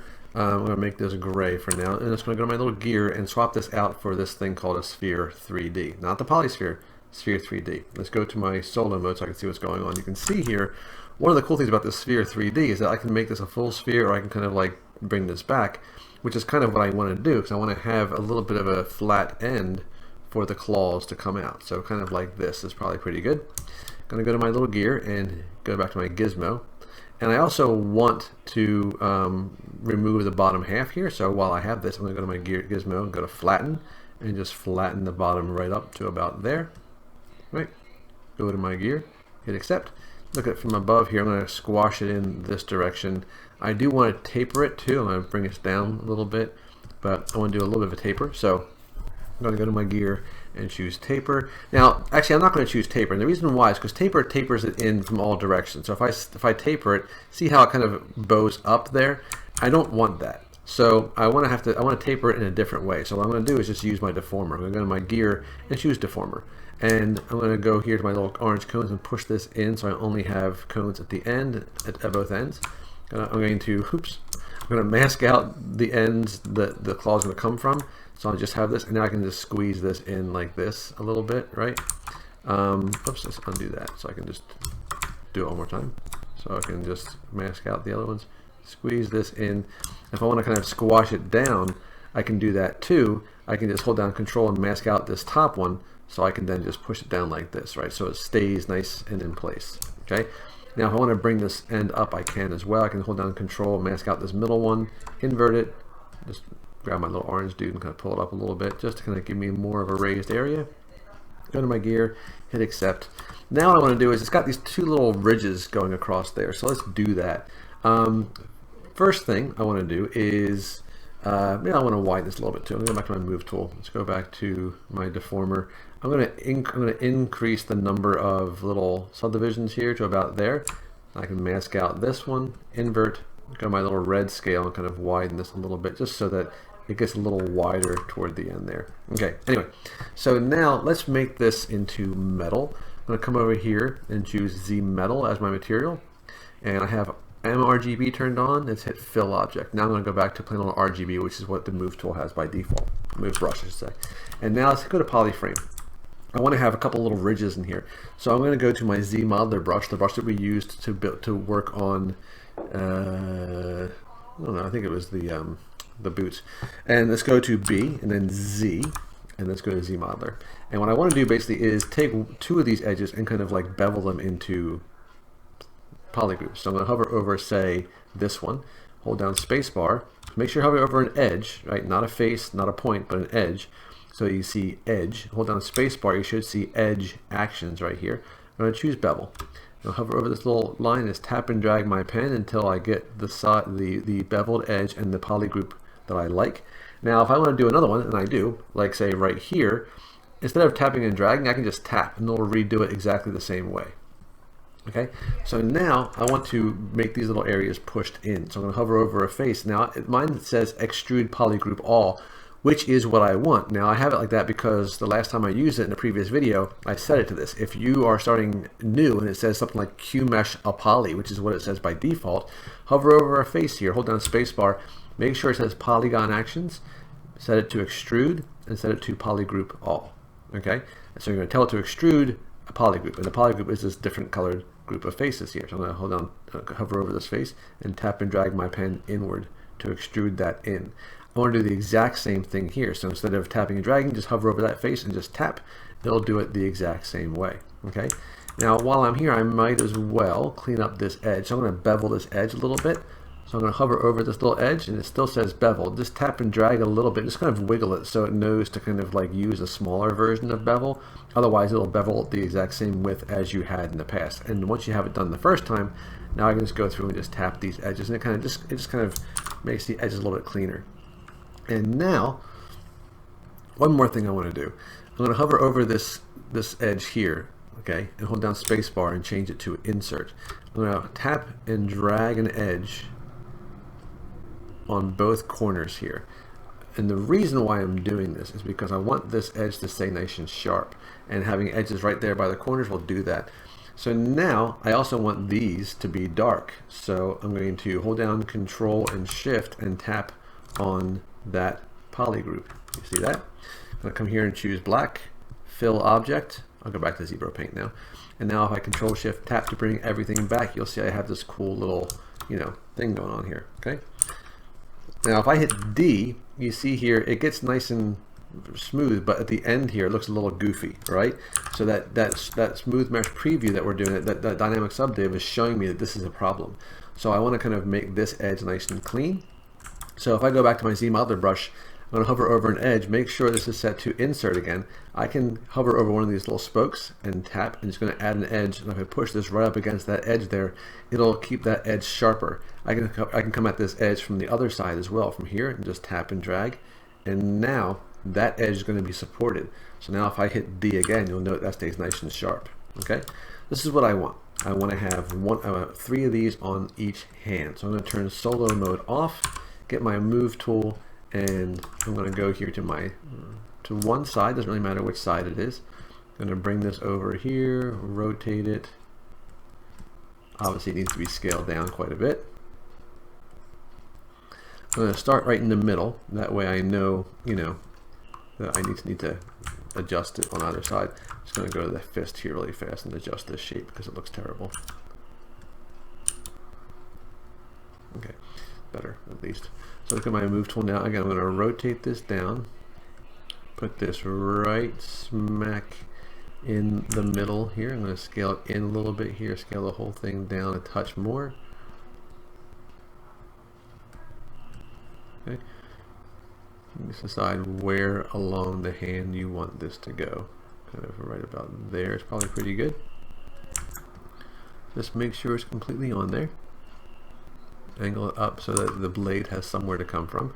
And now I'm just going to, once I make sure I'm happy with the position, just go down Control and drag out a copy and angle it a little bit out perhaps, so that it's so the blades can kind of, not be in a straight line. They kind of come out a little bit, right, in different, oops, I'll hold down Alt and move this back this way so that I can rotate it from the tail end here.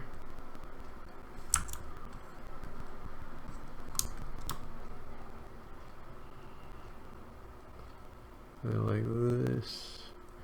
Now I'm going to hold down Control and drag out another one, swivel it that way, and put that over here.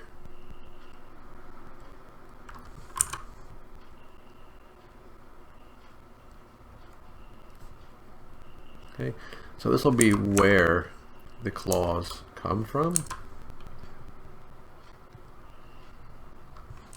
Okay, like that. I can go here to my move tool, center it, scale the whole thing down just a little bit. All right, and now I want to just mirror it over to the other side. So I'm going to come down here and hit mirror. Boom. Now I have it there. Okay, so now we're going to give Wolverine his claws. And these are pretty straightforward, I think. We're just going to basically make a cube and then bend it a little bit. So let's come here, and I'm going to come. These are my claw bases, so I'm just going to rename that claw bases. And let's insert another shape. Let's just go to a cube. Doesn't really matter what it is. We're going to swap it out. Go to my gear, my move tool here, and choose polycube. Let's go to solo mode so I can see what's going on. I'm going to make this a grayish color. And let's go here to polyframe. This is my side view. I want to make sure that I have enough subdivisions in the side, maybe like 10 or so. But up and down though, I kind of only want that. And left and right, again, I'm going to probably only give myself, let's give myself none. So just nothing up and down, nothing back to front, but only left and right. Okay, go to my gizmo. Let's crunch this down a little bit here. Let's crunch this down a little bit here, and then let's make this go. Let's just make this long, like a claw. Get the claw shape here. Now, for this, it's a very straightforward process, I think. In fact, you know what I might do though? I might go back to my polycube. I'm going to give myself one subdivision down the middle. So I need to. Oops. Let's get my not Y, not up and down, for goodness sakes. Left and right, one right down the middle, like that. Okay, up and down I don't really care about. So there you go. So now I have to re-establish the dimensions, but that's okay. I want one right down the middle so I can kind of use that as the sharp part. Okay, so there we go. So there we go. I'm going to go my gear here. I'm going to choose deformer. And what I want with my deformer here really is I want to have fewer. I want to only have maybe that many, just none left and right, and none up and down. Just a basic little box here. So you can see that it kind of it's kind of offset. So I'm going to hold down Control and mask out this bottom one, then Control tap to invert, and then just pull this forward to kind of give it that bladey feel there. These two, I'm going to mask these out now and invert that and scale these down so they kind of have that little taper going on. Okay, and I'll go here and hit accept. Now I want to give, I'm going to bend this eventually, but what I want to do before that is give it that little bevel blade thing that's going on here, right? So the easiest way to do that is to take this middle edge and just scale it out a little bit. So I'm going to go to my Z modeler brush again, B, and then Z, and grab my Z modeler brush. I'm going to zoom in here and hover over an edge, and you can see right now it's set to insert. It's not what I want, so I'm going to hover over an edge and hold down spacebar. I want to change the edge action to scale, but I also want to make sure the target is not a single edge. I want it to be the entire edge loop. So now if I hover over here and it says scale edge loop complete, I can just tap and drag. Oops, make sure I'm on the scale. I'm going to tap and drag, and it's going to just basically make this whole thing get bigger. Now I got way too big, so I'm going to just do a little bit here like this, just to kind of make that come out a little bit more. Okay, and I need to pull this part of the blade down. The scale, I don't want to scale it everywhere the same amount, because if I pull this down more, this is going to come way out. So I'm going to go to my front view here, hold down Control and mask out that little point, because it's going to go through all the way to the back. I'm going to mask out that entire row. Control tap to invert, and then I get my move tool and just pull down. You can see here I'm going to kind of pull down that blade a little bit here. It doesn't seem like it's pulling down everything. Oh, you know why? I don't know why actually, but let's just make sure that this works for me here. So I hold down Control and just make sure I mask out all the way up so I get all the way to the back here. Then invert and pull that down and see if that works better. Yeah, it just didn't go all the way to the back. All right, like that. I'm going to mask out this little point, invert it, and pull this forward a little bit more. So now we have basically this kind of blade looking guy, and now I want to just curve it a little bit. So you can do it with the bend curve, and the move tool. I'm going to center it, go here to my gear and choose bend curve, give myself 3 little dots and just get this one in the middle here and just give it a little bit of a bend like that. Go to my gear, choose accept. Now I'm going to come up here to, I'm going to get my move brush here really fast. I'm going to change this to mRGB, get my color that I want, go to Z metal, right, and then fill object. Then go back to Zebra Paint and change this back to plain old RGB again. So now I have a metallic little blade that I'm just going to basically slide into the little blade holders. So I'm going to hold down Alt and move my move tool back here so that I can scale it down to the base and put this where it needs to go. So I'm going to pop this. Again, I'm going to start right in the center. Actually, I'll start on the side here. Why not? And move this in.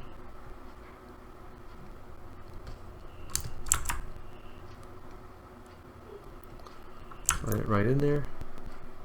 And again, because the pivot point is there, I can just scale it straight back and get exactly the length and the size that I want without having to worry about moving it over and over and over again. So that feels about right. Let's Control drag out a copy.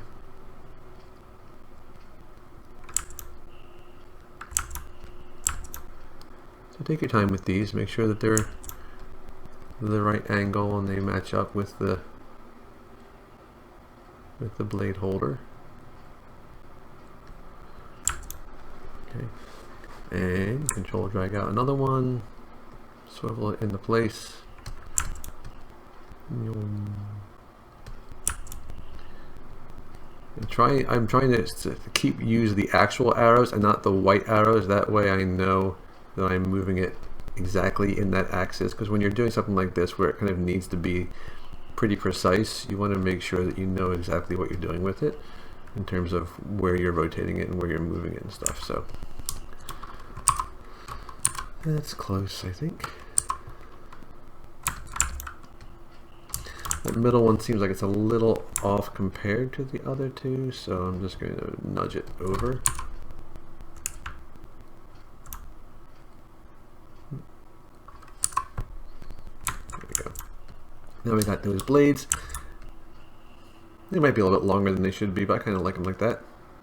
I feel like this this one here is definitely on a different angle though, so let's make sure that we adjust that, because if you look at it from the front, it's definitely a little bit, I mean the hand is twisted a little bit, so it's understandable to a degree, but maybe not quite so much to that degree. Alright, here we go. Now come down here, mirror, and the one subtool. Alright, so now we got Wolverine and his claws. Again, you can make them shorter if you want to, but I kind of like them that length. Alright folks, let's work on the mask. So let's go here to the helmet up here. Again, there's a bunch of things we have to kind of do to this to kind of get it looking cool. We're going to go to the head, and if you look here at the picture, he's got like, there's actually kind of like a part of the face. It's like the nose part that kind of comes out over top. And again, you can make it a separate piece, but I feel it just makes more sense just to kind of build it from the face here, and then just kind of give it a nice sharp edge to kind of give it that impression. So I'm just building up, and again, you can turn off the paint just for a second here. So I'm going to turn off the little paintbrush icon so you can see what I'm doing. I just want to like fill this part up. So I'm smoothing it out just to kind of make the surface the same. And then I'm going to start building this up a little bit here so that it kind of like is this little nose piece here. And then I can start building up the brow over top of it. But my main thing here, now if I hit Control D, I'm going to subdivide this one more time so I can get a smoother line in here. I'm going to go to my damn standard brush. I'm going to kind of carve in where I want the little nose piece to be. I hold down Alt and kind of drag out a nice little edge. I'm going to do the same thing here on the side. I'll hold down Alt and drag in a nice little edge here to kind of establish where that little nose piece, that little yellow nose piece is right there. I can kind of carve in here a little bit and get my standard brush and kind of like just build in these little indentations of like this brow. Alright, but I just want to kind of get that started.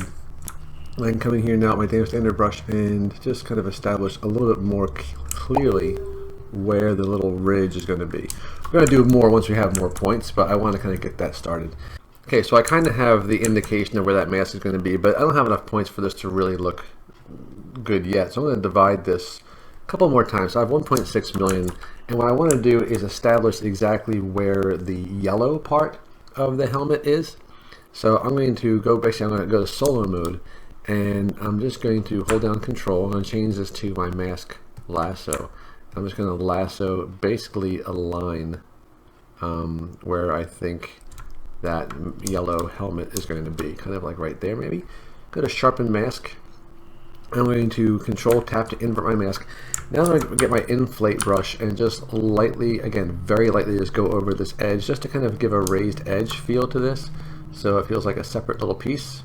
Okay, and now I'll go back to my subtool palette, turn paint back on, and I'm just going to throw, throw that yellow color in there. Okay, so now you can see here, this is what you're seeing. I probably, yeah, I'm going to undo back a little bit here to before I did that. Let's just do a different, let's just put this in a different spot here. Like that. I'll sharpen my mask and then again just do a little inflatesies right there and then fill.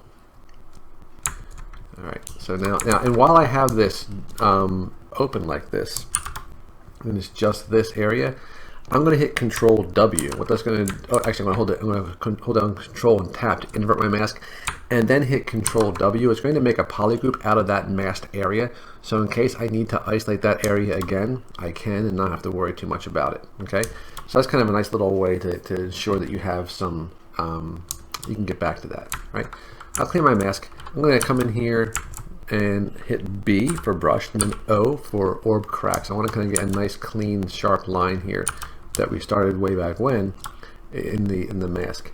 So I'm going to come up here. Lazy mouse is turned on. You might not see this on this little lazy radius thing on your screen because your screen I think is a little smaller. So under stroke, under lazy mouse, you're going to see that same lazy radius slide. I'm going to crank this up to like 30 or 40. What this will do is it'll give me that little long red line that allows my stroke to be nice and smooth. I'm going to go to solo mode, and you can see that long red line. It just kind of helps smooth out the stroke so it's nice and straight. I want to draw this line that kind of go all the way around to the back of the helmet. Try and match up where I stopped. There you go. Okay, so now basically I have just a line that kind of goes back through there a little bit more. If I want to increase that, I can hit B for brush, C, and there's a brush called contrast delta, and what that brush will do is it kind of increases the peaks and valleys of whatever you go over, so it'll just kind of increase that line a little bit more. Okay, so now we have something a little bit more distinct. All right, so that's the top part of the mask. Now let's kind of work on the face part of the mask. So I want to get a nice clean mask of where his face is going to be as opposed to his mask. So I have to use a mask, but I'm going to try, the mask lasso can be a little bit tricky to do to get a nice clean line. So I'm going to just try my best here. And again, if it's not perfect, it's not perfect. We're going to have to just keep trying. Remember, Control and Alt is a mask eraser, so I can kind of like mask out what I want and then kind of adjust it if I need to. But let's just, I'm going to turn off color for a second so I can get a better look at what I'm getting here. Right, so I just want to kind of have a nice clean line as best I can. It might not be in the cards, but we'll try. Now what I can do is hold down Control. I'm going to change this from mask lasso to something called the mask curve. And the mask curve is like it's like the pen tool if you ever use like Illustrator or Photoshop. I hold down Control and as I tap, it's going to drag out this little line. And you see this little gradient. And the gradient is where it's going to mask. So if I come this way and just tap the Alt key as I'm dragging it, it'll put like a little bend in it. Tap Alt, and now if I hold down Alt again before I let go, it'll be a mask eraser, and it'll kind of give me a nice sharp erasure line. Do the same thing going this way. So I'm going to hold down Control, come up here, right, hold down Alt, and just use that mask curve, that kind of very, very aggressive curve and clean line as a way of kind of like isolating and unmasking certain areas. So again, hold down Alt, let go, and I'll unmask that little area there. Actually, I want to go forward here. Hang on. Okay. I'm going to do the same thing down here. So Control, tap my Alt key a couple times to give it some bends. Hold down Alt, so it unmasks that. So now this is a very, very sharp area. I'll hit Control W, and it'll make that its own polygroup, so I can isolate that whenever I need to. Okay. So now, oops. So I have my mask here. I'll turn on my color again, and I'm going to invert my mask. Hover over here, sample that paint. Make sure RGB is turned on, fill object, so I'm going to fill it with that color.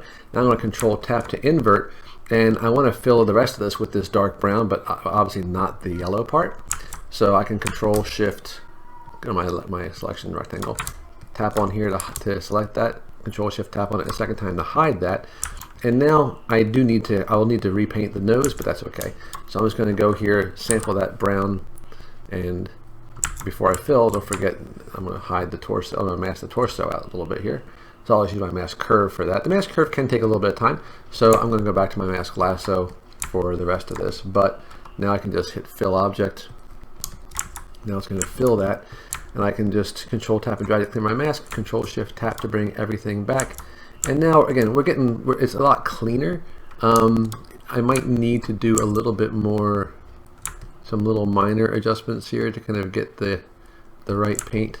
So let me just really quickly fill that as well, so that stays that way. Okay, so little adjustments here probably are going to be needed, but nothing big. Now you see what happened there. The lasso went through to the other side, so don't forget to be doubly sure before you start filling things that you have it set to correct. Okay, so that's a good starting point here. The face is very, very bland, but at least we have our colors set up. And we're going to do the same thing with the torso here. So let's just hold down Control. Let's go back to our trusty mask curve here. And I want to kind of hold down Control and just tap. I'm going to tap and tap and tap to get a nice curved mask here like this. Okay, now so you can see how this is a little bit blocky. So I'm going to clear my mask. I'm going to hit subdivide one more time to get myself some more points. So I have like 6 million. It's a lot of points, but it'll make for a cleaner mask. So that's kind of what I'm hoping for here. Let's make sure that I use this correctly though. So let's just let it think for a second. Okay, so now I got that part masked off. I can go back to my paintbrush. Here we go. Get my nice dark brown here and throw that color on. Like so. And again, while I'm here, I can just use my inflate brush lightly, just again to pull that part up right by the edges here, just to kind of give the indication that this is a separate piece of the outfit. Okay, like so. Now I'm going to Control tap to invert my mask. And now I should just have this part ready to go. And now I don't want to just fill this because again I have my shoulders here. So I'm going to go to my Control, I'm going to go to my mask lasso for this next part because the mask curve can be a little bit slow and this part's a little bit straightforward. So I'm just going to kind of mask out the shoulders. Make sure I get it nice and clean though. Now I'm going to hit sharpen mask. So now I just have this area open. I'm going to hover over here, hit C to sample that color, hit fill, right? And now I have a nice clean indication of, of paint here. All right, so the main last thing we have to do is just adjust the belt a little bit. The belt has got little belt loops on there, so we're just going to do that really quickly. And then I'll go here, I'm going to select the belt, hover over here, hit C to sample that same color. Let's go to my insert primitive brush, and I'm just going to choose this Q cube. I'm going to hit X for symmetry, that way I can get them on both sides at the same time. And make sure that local sim is turned on because I'm going to be scaling these up on either side of the center point, and that's always an issue if you don't have local symmetry turned on. Just going to jam these right in there. Again, it doesn't really matter how far back they go, so long as they, they can be like a tooth, they can go way back in there, who cares? As long as, they're not too small. So I'm going to do that. I'm going to actually go ahead and split these off from the belt. And I'm just going to go do a different brush, make that go away. But I'm going to now go here and I'm going to hold down Shift, click on the eyeball here to hide everything, then bring back just the belt and the belt loops. Got my belt loops here. And what I'm going to do is actually, I'm going to turn local sim off just for a second. I'm going to come here to mirror. And this time, instead of mirroring across the X-axis, which is left and right, I'm going to make it the Z-axis, which is front to back. And you can see now it's just going to reverse them. Now I'm just going to mask out the ones in front and go to my little Google Maps icon and center that here. And I can just hold down Alt, hit my little button, and just jam them in here. So again, you don't need to do it this way, obviously, but just letting you know that you can always mirror things in different directions if you need to. I'm going to hold down Shift, hit the little eyeball icon twice to bring everything back. And there we go. You might notice the belt isn't perfect in the back here. It's okay. I'm still going to pose my character a little bit, and I'm going to adjust everything after I do that. So now I have these little guys here. Now if I were to hit D to give me a smooth preview, you can see here it's not looking great, right? So I'm going to hit Shift B to get back, and I'm going to crease these with a low crease value. So I'm going to go to Geometry and go to Crease, right? And then I'm going to go to Polyframe so you can see what's happening. I'm going to hit Crease. The crease tolerance is 45 degrees, which means every edge that's at more than a 45-degree angle is going to get creased, which is pretty much just all the outer edges. So hit Crease, but I'm going to make sure my crease level is set to like 2. So I'm going to hit Crease. Now that's creased. Now if I hit Control D, and then one more time Control D, it's going to get a little smoother, which is kind of what I want. I don't want it to be too harsh, right?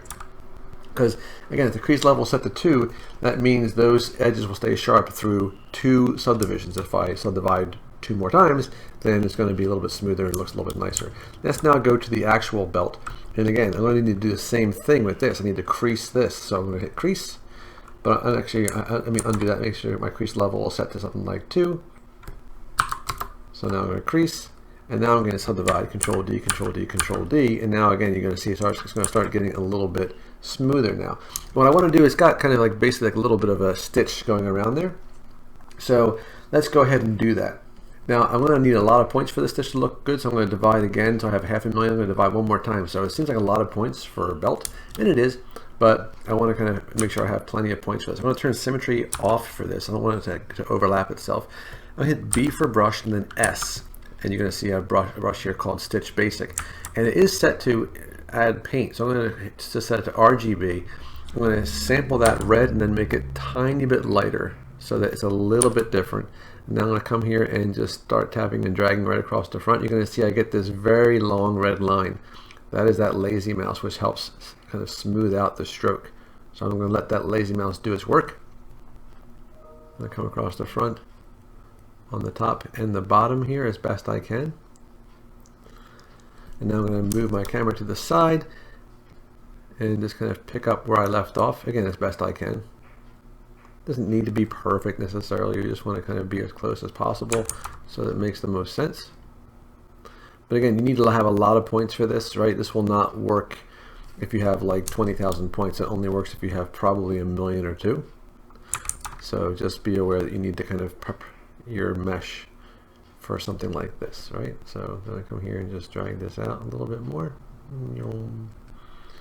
and now I can just make these line up again or meet up as best I can. It's not going to be perfect, but no one's going to be looking that close. It just needs to look, you know, a little bit better. There we go.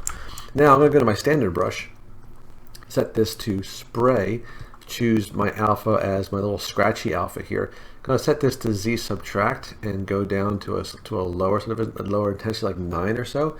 And for this, I'll turn symmetry on, and I'm just going to turn on RGB as well. Sample that original red and make it slightly darker. So now, basically, as I lightly spray on here, I'm kind of like making this look like dark, like a cracked leather. And because I'm painting as I go, it's already kind of giving it a little bit of a darker, creasy feel. Right, so it's just a nice little way to get some cool texture on there. So the belt loops, again, in the picture, they're red as well. I don't really know exactly why that is, but who knows. I'm just going to lightly scratch them up a little bit with my same brush just because I want it to feel like it's part of the belt. Okay, so we have to do some final stuff. We have to kind of do the shorts. We have to kind of do some sculpting on the torso and some painting, all that kind of stuff. But I want to pose him first so that nothing I do will be messed up by the pose. So the first thing I want to do is come over here to my subtool palette, come over here and hit all low. It's going to switch everything to its lowest subdivision level so it's easier to pose. And now I'm going to come down here to this little button here called T-Pose Mesh. There are 2 buttons here. One is going to temporarily combine him into a single subtool so I can move more than one thing at once. The second one splits him back up. Now if you don't see these, you can also come up here to Z Plugin, which is another menu up here, and you're going to go to Transpose Master, and these same 2 buttons are right here. So this first button is going to temporarily combine all these into a single character. You can see here, our main guy is still right here, but this is a temporary version. And I want to kind of like basically give him a little bit of a pose here. So he's kind of leaning more on this leg in that picture. So I'm going to hold down Control and Shift. I can actually isolate each subtool this way by Control Shift clicking on it. So even though they're all temporarily one piece, I can still isolate them by Control Shift clicking on them. So I'm going to Control Tap and Drag now, and I want to mask out the left leg. Okay, so I'm going to come here and just try and be very careful that, not the left leg, the right leg, that I only get the right leg and not part of the left leg. It can be really tricky, even if you see that you only get one side. Sometimes that mask will go through to the other side. So I'm Control Alt as well to unmask that. So now if I Control Shift Tap to bring everything back, I can Control Tap to invert my mask. Now I'm going to hold down Control and tap on the mesh. That's going to kind of blur that mask a little bit. Get my Move tool, and I'm going to hold down Alt and move this pivot point right to the center of the leg. You see here as I move this, I just want to kind of move this kind of so this leg is straight. Now I'm going to Control Tap to invert my mask. Now I'm just going to mask out everything but the other leg. So I want to make sure that, you know, again, when I move this, only the leg moves, right? Hold down Alt. I'm going to kind of move this leg out a little bit, maybe even like rotate it a touch. Okay. I'm going to Control Tap again to invert my mask. I'm going to keep doing that to make sure that I only get one leg at a time. I'm going to go here to this leg, hold down Alt and hit my little orientation arrow. And I want to move this to where the top of the leg is. I'm going to just move this leg up a tiny bit and then go here to the middle of the knee and mask that out, come back down, then move this back a little bit. Okay, now I'm going to go right through the ankle and bring this down right here and flatten that foot a little bit. Okay, now this looks goofy right now, but now I'm going to go to my move tool and I'm going to bring my floor so I can see what's going on. I want to bring this whole guy down like this, so he's kind of got a little bit like, right about like this. Now I'm going to mask out the ankle, invert this, and flatten it. So what is going on with this other leg? Well, I'm going to cheat. I'm going to essentially Control-Shift-Tap. I'm going to isolate the leg parts here. And again, I'm going to mask out just this leg. I want to make sure I'm very careful about this. Control-Shift-Tap, bring everything back, and then Control-Tap to invert this. I'm going to go to my Move tool and move it right here. Hold down Alt and move it like this. I'm actually literally going to just make that leg a little bit longer.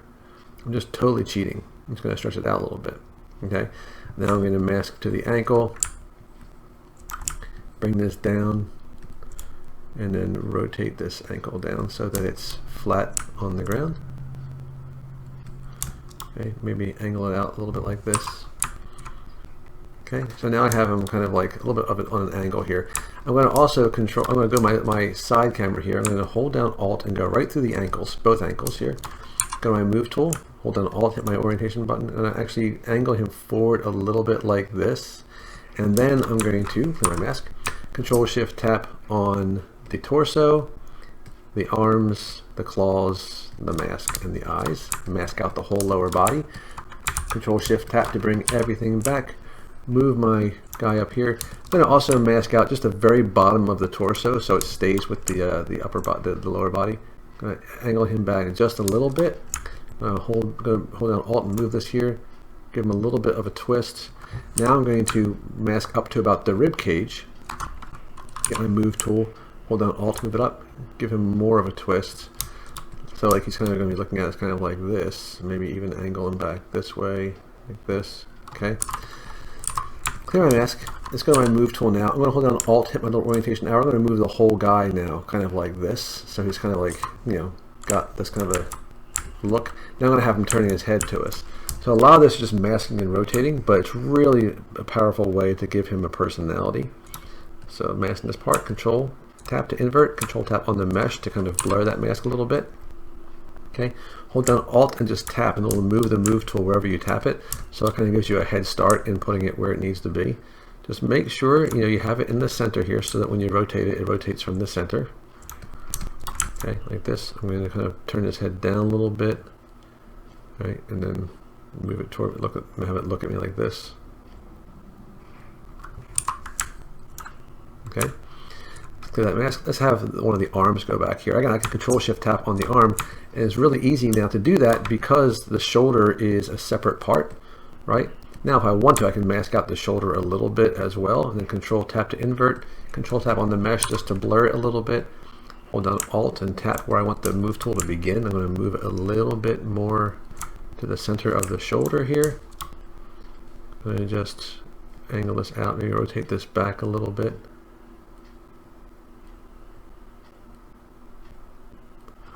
And then I'll have the other arm more down at this side, right? So Control-Shift-Tap on here, mask it out, Control-Shift-Tap to bring everything back, mask out this stuff, Control-Tap to invert.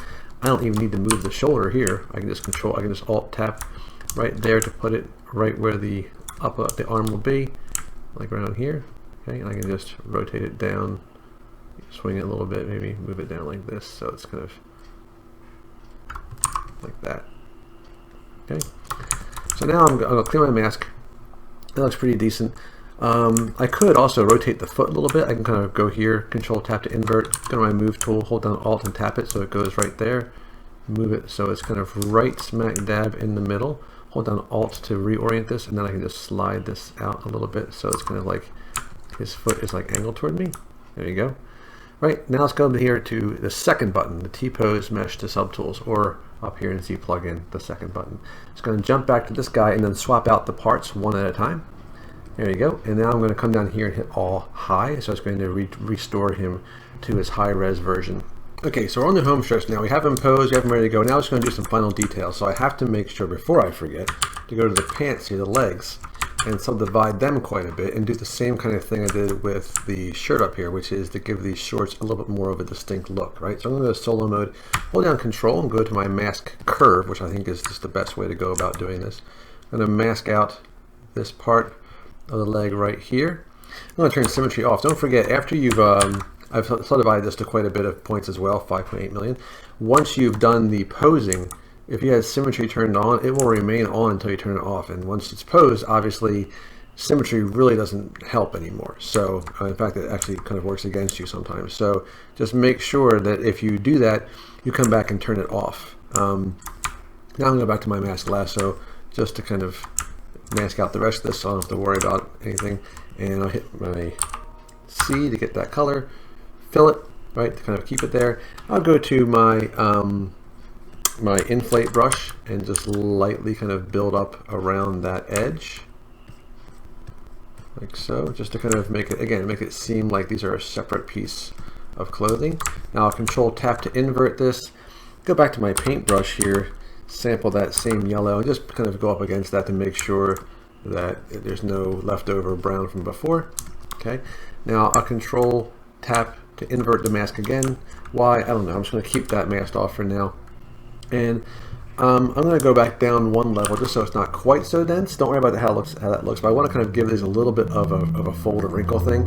So I'm going to go to my dam standard brush with the Alt key and just kind of, remember, the Alt key inverts what the dam standard brush does, right? So instead of carving in, if you hold down Alt, it'll kind of pull a little thin line out. So it's kind of just a nice little way to get nice little thin material folds. If I don't hold down Alt, obviously I can just get, you know, actual indentations. But now I can just kind of like, you know, get a little bit of that in there. Okay, go back up to the higher subdivision level. And I have some quick little bits of like material in there, right? Now there are some little like piping and that kind of stuff around here. We're not going to worry about that right now. But I do want to go through and do some final painting and stuff like that, because especially with the face, it's a little plain right now. Now again, see the face has symmetry on, so let's turn symmetry off. I'm going to zoom in here on the face. I'm going to do a couple things. One, I want to paint this.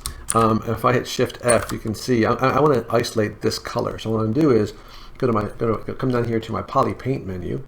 Poly Paint allows me to isolate by color. So I'm going to choose Adjust Colors. And if I frame this up and hit the frame button, I can just grab this little gray box and just tap and drag onto that color. It's going to mask out everything but that color. So now I can just come in here and see how everything's already masked out. So that's good. Go to my paintbrush, B, then P, and grab my paintbrush here. I'm going to choose a little soft brush, tone down my RGB intensity, make sure lazy mouse is turned off.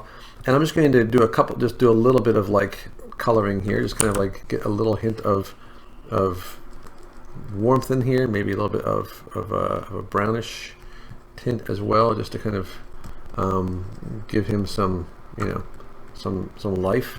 I'm going to go to the mouth maybe and kind of add a little hint of red to the lip area. Now he's, you know, he's kind of he's a rough looking dude, so we're going to do a little bit of stubble and stuff like that as well. So I'm going to go here to kind of like a bluish gray, very lightly kind of come around here and just kind of add a little hint of like, you know, like a beard color to this guy. Okay, I can also go to my paintbrush, go to spray and dots, and like a almost black, and with a very, again, low Z-brush intensity here, I can kind of come in here. I can even turn on Z-add with a low intensity just to kind of, that's way too much, just to give it a little bit of stubble. So I can kind of like just spray that on there and kind of give it a little bit of a bump so his face isn't quite so smooth. Right, just kind of throw some of that on there. I'll turn the Z-add off now so that it's not going to get too crazy, but I do want to come back up here and kind of, you know, make this a little bit less clean. So I'm just going to come in here and just start throwing in some more stubble color, right? Something like that. And go back. Now again, you can keep the dots. You can, you know, go back to whatever you want. I just want to kind of come in here and just get a little paint going on there. Just clear that mask off. So now that feels a little bit better. And I can do a little bit more too. I'm going to stick with the paintbrush for now. And let's just like hit a little bit of this and liven it up a little bit. So again, you can see here, I could definitely come in here with go to a lower subdivision level maybe, and kind of re-emphasize some of this with my dam standard brush. Just kind of come in and kind of carve in some of these lines and kind of really increase that definition. Right, you totally could do that. I'm going to go up to a higher subdivision level here and go to B and then choose that contrast brush, that contrast delta, which will basically go over those areas that have crevices in them and just kind of really enhance that. Now I'm going to turn off RGB because sometimes contrast will also increase the contrast of the paint, which I definitely don't want. So I'm just going to come in here and just let it do some enhancing. But I don't want it to enhance or change the color because that would just be not really what I'm after. But this is kind of a cool, again, this is a cool, quick way to just kind of intensify some of the basic sculpting that you've done. Just run over with the contrast brush. Looks pretty cool when you do it that way. All right, now I'm going to go back to my paintbrush here, and again, I'm going to sample this brown, and then just go to a slightly lighter version of that brown. I'm going to go with a fuzzy alpha, low intensity, and just kind of maybe hit some of the high points of this, just to kind of, again, to add a little variation in color. So it's not, so basically I'm kind of like painting in highlights that serve to emphasize the musculature as opposed to expecting the light to do it all. I'm kind of like cheating basically. Right, so just coming in here and just hitting those highlights a little bit. You can do the same thing, you know, with anything, especially when you want to kind of emphasize musculature. That was kind of a cool way to do that, just to kind of come in here, hit those high points with a slightly lighter color. You can get a little lighter too if you want to get really, you know, really bold. Right. While I have that same color, I can come here and just hit a little bit of the other brown areas here. So just kind of hit some of the forearm areas and just, you know, make sure symmetry's off. I can do the same kind of thing to the yellow, right? So if I go to the yellow here, hit C to sample and then go to a darker version, I can kind of like just sink some paint into the crevices.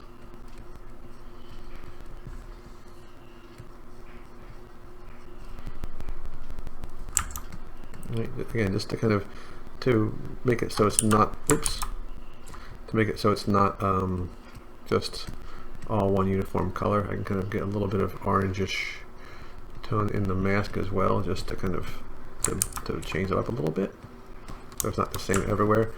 Go here to the legs. I can kind of do a similar thing. Just kind of paint a little bit of shadow into the crevices between the muscle groups that we created.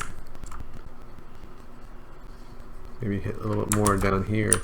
The calves we can probably serve to maybe beef them up a little bit, because now that we have our boots, we know how it looks.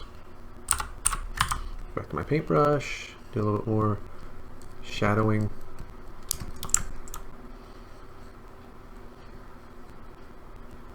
Right, you can sample that yellow color and go to a somewhat lighter version of it and do the same thing. Right, come in here, hit the high points now, and make them stand out even more.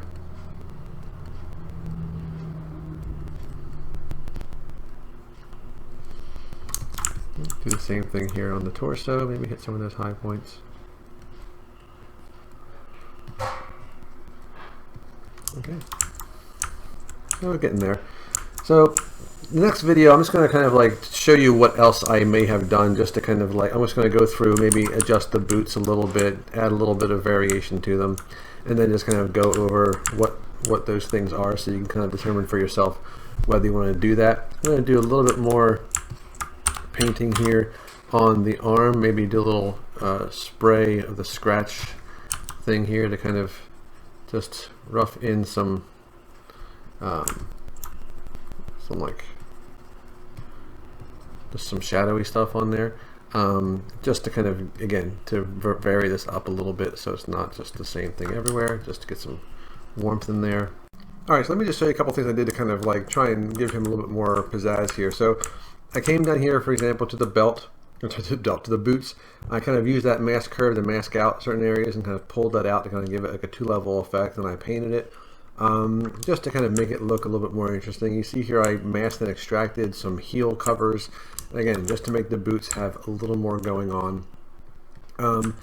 Went through and used my standard brush with a spray and that little scratchy alpha to kind of add some texture to the gloves. Again, a little painting here, and I also sprayed some dots with Z subtract turned on to kind of add some texture to the skin. Right, we've done that before to add pores, so I can just go to like the Z subtract and come here and just kind of like spray and have that kind of remove or kind of dig in little dots there. Let me just turn off my lazy mouse here. Oh, way too much. But yeah, so you can come in here and just kind of like, you know, with a very, very low intensity and a small brush size, just come in here and just add some skin details. So again, it's not too smooth. I did the same thing here with the face. I went up here and I kind of forgot, I think. I subdivided the mask to get it some more points here, and I just kind of sculpted in a little bit of some folds and wrinkles to kind of go with the face. I gave the face a little bit more dirt. I painted his lips a little bit more, so I just kind of went through and, you know, just did a little bit more detailing. But like, you want to kind of like take a look at what you have and think about how you can improve it, how you can kind of make it look a little bit more compelling to look at, right? So I subdivided the eyes, made sure the eyes are nice and bright, and I kind of, you know, got the camera angle the way I wanted it to, and I took a little render. Right, and there we go. So we have basically, you know, did the best we can to get close to this kind of guy here, but just hopefully this helped show you how you might approach a character who is dramatically kind of like, you know, bulkier or different than one of the base meshes here, and get something fairly close to the ultimate goal there.